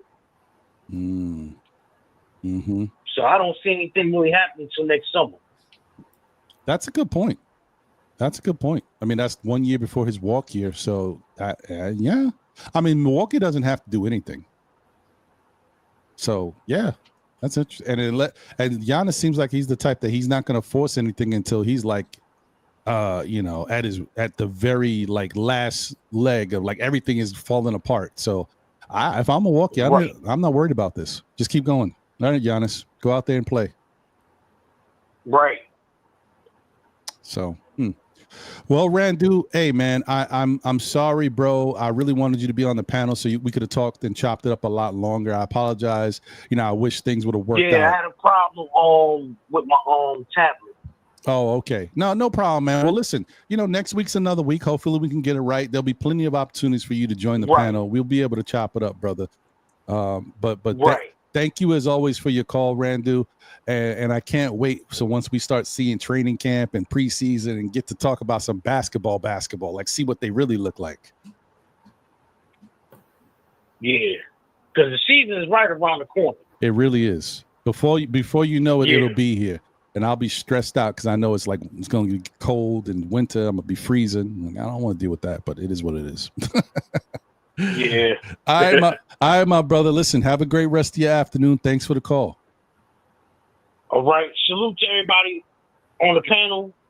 Talk to y'all later. All right, brother. Salute, Randy. Salute. What happened over there, D-Rex? Were you like, what happened? Me? Is that you? I don't know. Something happened bad. I don't know. Somebody was reacting. Oh. No, I'm like fucking looking to see my past Pinterest pins. It only goes back so far. Like I'm looking for You hard devastated posters. for a second. Oh no! There's something annoying. Something, very. I'm over the top. I didn't realize on my. It's okay. It's all right. I was like, what happened? I didn't even realize. Somebody scored? Like what? I didn't realize. No. No problem. I hear you. Anyway, once again, time for one more call, guys. 347-305-7280. Once again, that's 347-305-7280. The place to be on the midnight hour. You're here with Ron Smooth. Come on in. Oh, okay, calm down. All right. No. That's another life. It's another life. If I could have a dream job, that's what I'd be doing. Overnight, you listen to the R&B King, R&B, baby. Let's go. You know what's funny, Rhonda? I always wanted to do a mix of like that and Steve Summers. The schmoozer. The schmooze. I wanted to be a mix of both of that. You're here with the right? So I can't have that voice. I have more of the R&B deeper, whatever. Right, but right. I wanted the mix of that two things, man. That'd be I great. hear that. I like it, man. Listen, man. That's always kind of been a dream of mine. I never really thought that I would consider that. But as I got older, I was like, man, I really want to be on the radio one day doing something like that. It just hasn't, I haven't pursued it. So I can't be mad at anyone but myself. It is what it is. It's okay. It's funny. I've been talking about that a lot lately, especially with a lot of people. I'll be out, Ron. That's talking about growth. All right, D-Rex. Appreciate you, my brother. See you. People talking about life and stuff. The one thing is though, when you talk about these things, the one thing you got to steer away from is beating on yourself for it. Right? You just, okay, this is something I wanted. Now I'm doing something. So, the good news is that you are doing that and you should be proud of that. And that's awesome. And you don't know what the future holds. Only God does. So, you never know. It could come true. It's very true. Very true. Hey, man, listen, I appreciate it. And it's very, very true. Very true. Sam, how's everything going on your end? Football rocking and rolling? Oh, yeah, I'm chilling. I just, I got my monitor here. So I got y'all on my MacBook and I got the monitor set up. Next live, I'll have my camera on, but it's one of those days, man, I'm lazy. I got the do-rag on, got my little, I'm real relaxed today. Yeah, I hear you, brother, man. If you come on the camera, I'll let this thing out. Woo, what is all that? Okay, got the middle of the clean going. Yeah. Hey, you got more length than me. I ain't got that much here. My barber's on vacation. Sorry. Hey, but too, Unc, I think y'all were touching on this with the Milwaukee situation. Low-key, they're actually, I feel like they might be competing this year still because Giannis is here. And we know Miles Turner is an upgrade over Brook Lopez. Like Brook Lopez, he's not the same guy. And then, to be honest with you, I think Cole Anthony has an opportunity to prove himself as well. This is a former first-round pick. He was on a loaded Orlando team and just really could not stay healthy. So I'm interested to see what Milwaukee does this year. I'm not expecting much out of them as far as like beating down the door. But with Giannis on the team, obviously they're always going to be a threat. 100%. 100%. I agree with that. Sorry, I was thinking about that earlier about the teams that we were possible, because we know the definite ones that are threats, right? But I do agree with you on that.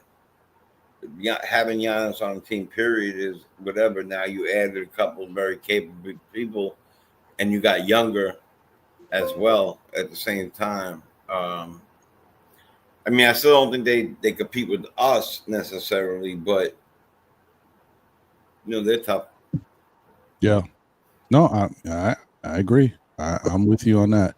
This is going to be, I mean, listen, this is going to be a very fun year, man. I'm looking forward to it. And I hope a lot of Knicks fans are looking at this with those glasses, like the positive glasses, not the negative or the pessimistic glasses. This is going to be a fun season for these New York Knicks. We're going to have a fun time. It should be great. Should be rooting for the front, not the back. Sorry, I just got distracted. I guess I must have missed that. I didn't realize that Sean Kemp had got in trouble. Like former NBA star Sean Kemp sentenced to 30 days of electronic monitoring. I was going to bring it up earlier, but I wasn't sure I wanted it because we were in the middle. I remember. But this is I remember this. I remember when this happened. Essentially, what happened, I'll put it to y'all this way. He was in his right to defend himself given the situation, but you still can't do that. So he was just given, I think, 30 days monitoring, and then also he's going to do like community service. So it's not bad for him, but obviously it's bad that he got charged. And you can't just open fire on a vehicle in the public like that. Like that's dangerous. Like anything can happen. And God forbid if one of them stray bullets would have hit somebody. Oh boy, you know what I mean. So that's why they do this. This is the lessons that people have to learn. Even if he was the victim in the situation, but that's how it is, man. I learned something a long time ago. Not to say that he was the winner, right? But like if you're in the middle of a fight and you win, you lose. All right. And that's just the truth. That's what I taught my son, who's a professional fighter now. But you hit somebody the wrong way, just in the right spot, or they hit their head on the curb or something happens like that. Generally winners lose. I'm talking about the winner of the action loses at the end. Yeah, and unfortunately, Jay, that's happened a bunch of times. I can even say just in my legal experience, like where there's guys literally doing life just from that type of moment. They were out at the bars, got into a scuffle or something like that. And if the guy hits the pavement and doesn't wake up the next day, then usually that's a life sentence. Yep. I know somebody that went through that. I know somebody that was with somebody who did something and ended up doing 20 because the other guy's action, and the other guy wouldn't give up, take full responsibility. And then you got the other situation where there was in a bar where a guy was karate coach or something like that, and because he had a certain level belt. Yep, if you're certified, his hands are considered lethal weapons. Right. So, that's like Mike Tyson. That's why Mike Tyson had to stop getting caught up in the street because he's gonna go down every time. Yeah. Any type of combat, that's what they do. You got to get out there though. You got to slide. Yeah. I got to get up out of here, but I just want to get everybody's final word. Sam, why don't you kick it off? Then Jay, and then my guy Shah. As always, thank you for having me up here. Peace and blessings to the panel in the chat throughout these trials and tribulations that we face each day that most people might not know about. Hope everybody's doing well at the end of all. And we got a lot to look forward to on this season. I mean, just think about it. All these young guys that we're talking about, I can't recall the last time I've had this many young players on the roster that we're excited for, and especially just more of a complete roster. So I think this is the year to do it, guys. We'll see how it goes. Obviously things can happen, but I think this is our year, just like how it was the Pacers moment last season before things unfolded. I think this is the Knicks season to make it all the way to the chip. So let's see how we do. Peace and blessings. I'm out. All right, my brother. I Peace and blessings appreciate to you you, as brother. always. Well, what Sam said, and to add on that, it's a good feeling. I'm watching with all my teams, but I'll start with the Knicks. I can't remember the last time. I mean, just to think about last year, how terrible the bench and how decimate it was, and how me and Shah used to laugh about how 20 points. Thibodeau would look all the way down and wave Frazier in. Like it was it was so bad. And now it's a blessing to have that the wealth of players. It was nice to see those videos, see that they shoot the moves, what they can do, the health of the players. When's the last time we could say that going into a season where everybody's healthy? This is a really, really excellent thing, and I'm excited for it. Just like I'm excited for my Mets with the top 5 farm system with a good young team. Too bad Alvarez hurt his thumb, but the truth of the matter is we still have a lot to look forward to. So I'm excited about this. I love this conversations. I love the fact that we all talk. It's family style. Like if you go to an Italian restaurant, they have a family style and put big dishes in front of you. We share, we eat together. Carmine's. So to me, this is like breaking bread together.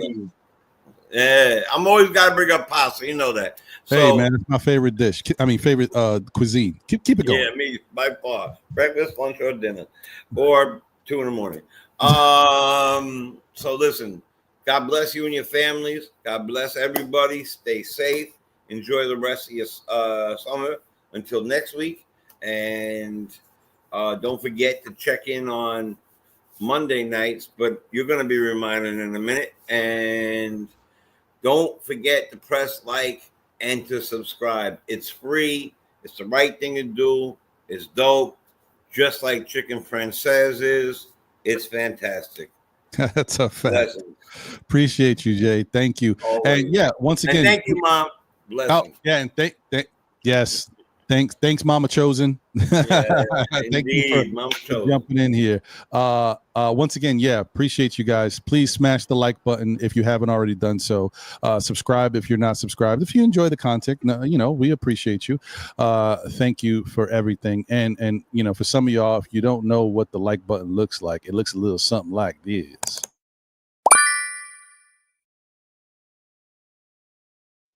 And shout out to my guy Bodega Wi-Fi. That's right. I'm always in my mind. It was like one of the moments I'll never forget in my life. I always think about Tyrese on that bus singing that always Coca-Cola. Yeah. Anyway, we got to start. I think that's how we got to start, right? That's where he got his start. That's correct. Yeah. Your final words, my brother? Salute to you, Ron. As always, salute to Sammy, the Grandy man over here. Salute to Jay Chosen. Salute to Rex that was on the panel today. I just salute to everybody, that's a Knicks fan right now. Dog days of the New York Knicks, August right now, but we're coming to the end of August. It'll be here before you know it. Training camp is right around the corner. Start of the season is right around the corner, 6 to 8 weeks away. So we'll hear something dropping probably right after the Labor Day about who's this veteran we're going to pick up. So this team, as Knicks fans, I hear it. Look at looking on paper, this team is looking to be a 60-win team this year. So if we're looking to be a 60-win team this year, that means we're going to have some games that we have these young guys to get out there and perform. And I believe that we can build up. We have a deeper bench this year. I think Muhammad will get some minutes this year. I think we'll see some Hakapurdy this year. We may see some lineups of Muhammad, Hakapurdy, Hakapurdy, and Yabusele, out there this year. So let's see what happens, with Pacone, Daddier, and Tyler Kolek. So let's see what happens this year. it's a long season, a long grind. If the Knicks stay predominantly healthy, I think we'll be a great team this year.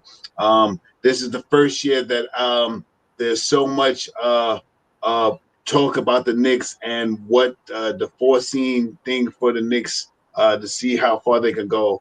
This team never had this much expectations. I don't want to say that much expectations, but I can say 3 years ago the team had no expectation, and ever since we traded Julius Randle to get Cat and everything, we had so much expectations on this team. So with all those expectations, let's see if we can succeed and make those expectations come reality. And that's what I expect from this team this year. We talked about this so many times already that this team, Mike Brown is not getting this a Honda Civic.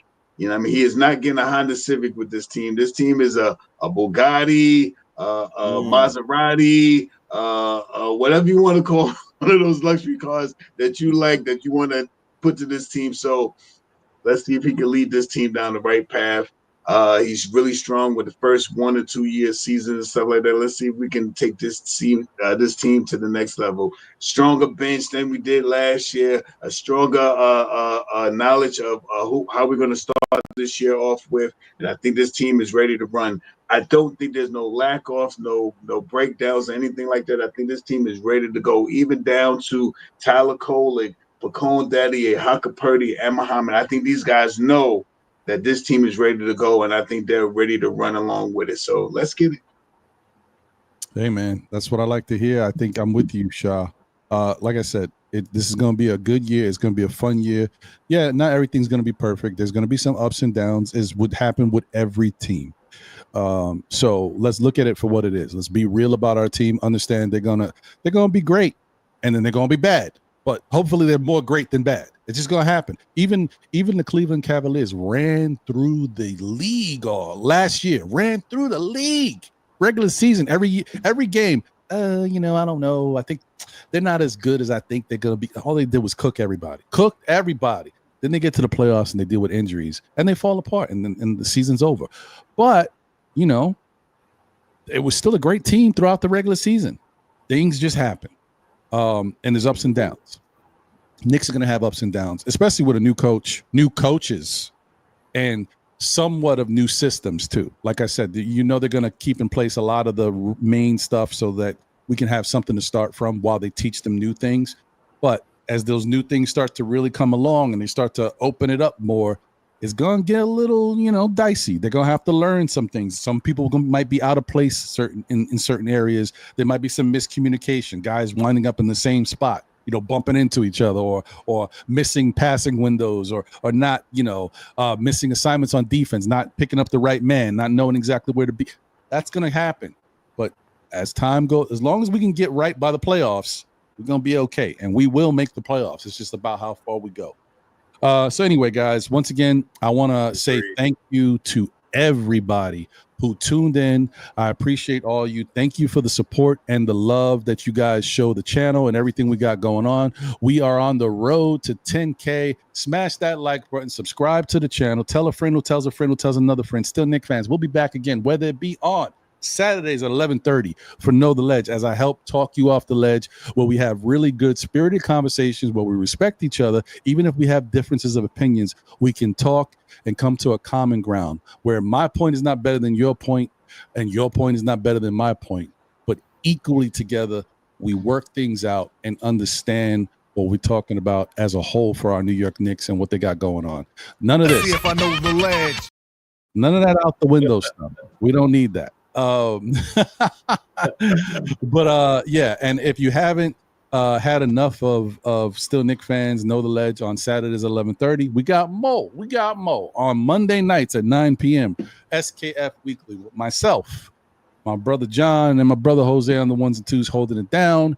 Look for John to be back this Monday, and we will just go over what's going on around New York Knicks basketball right now. Obviously, when the season starts, it'll be recap shows where we'll actually go over and break down the games. And I'm only saying this for new people who may not know. So stay tuned for that. And then, like I said before, stay tuned. I don't know, maybe Wednesday, maybe Thursday. Stay tuned for a state of the game where we are going to get into the game behind the game, you know, the people behind the players that we like. We get into their, you know, the real stuff behind it, the gambling, the decision making with money, sports in general, how it affects our lives, the culture, how we view it, and also the downturn of sports, why it's not as popular as it used to be, and everything that's going on in today's society. So we'll get into a lot of that. So stay tuned for the state of the game this week. All right. Once again, I want to thank you all. Shout out to Randu who called in. Shout out to my great panel, Shah, Jay, Sam, D-Rex in the building. Appreciate all you guys. Once again, you guys make it in, you know, an experience that I enjoy and want to keep being here and giving up my Saturdays in the summer to be here rocking with everybody. This is what makes it fun for me. So I thank you guys so much. I appreciate it. Thank you more, man. Hey, man, thank you. Once again, tell a friend who tells a friend who tells another friend, please do not leave here without taking that with you, because I'm realizing the part of the reason what's helping this channel grow is word of mouth too. You know, you guys tell, hey, yeah, I don't know, you like Knicks? Yeah, man, it's a cool channel over here. You know, still Knicks fans. They do really, you know, they have an open panel. You can come on, you want to talk. Yeah, you guys saying that is really something that helps the channel grow. So please tell your nana, tell your banker, tell your landlord, tell everybody. You know what I mean? Maybe there's some people out the barbecue, still Knicks fans, you know, whatever. Like, you know, pick it up. Tell your mom. I was about to say that. Tell your mom. Yeah, man. Thanks, everybody. Hey, listen, you know what I always say? The good, the bad, the ups and downs. No matter what, we are still Knicks fans. We're here for them. No matter what. We ain't going nowhere. Oh, and don't forget, guys, we didn't even talk about it yet. When the season starts, we'll start bringing it up again. That bandwagon will continue to grow. You know, you're going to see some transplants coming over here. Some of them Brooklyn Knights that wore black with white letters. Now, all of a sudden, they're going to be wearing that orange and blue. Oh, it's coming. Don't worry. It's happening. So never forget that, guys. And lastly, if I tell you nothing else, remember, be good. But if you can't be good at it. All right, y'all. Take care. Have a great rest of your Saturday. Enjoy yourselves. I'm out. Peace, bro. Peace.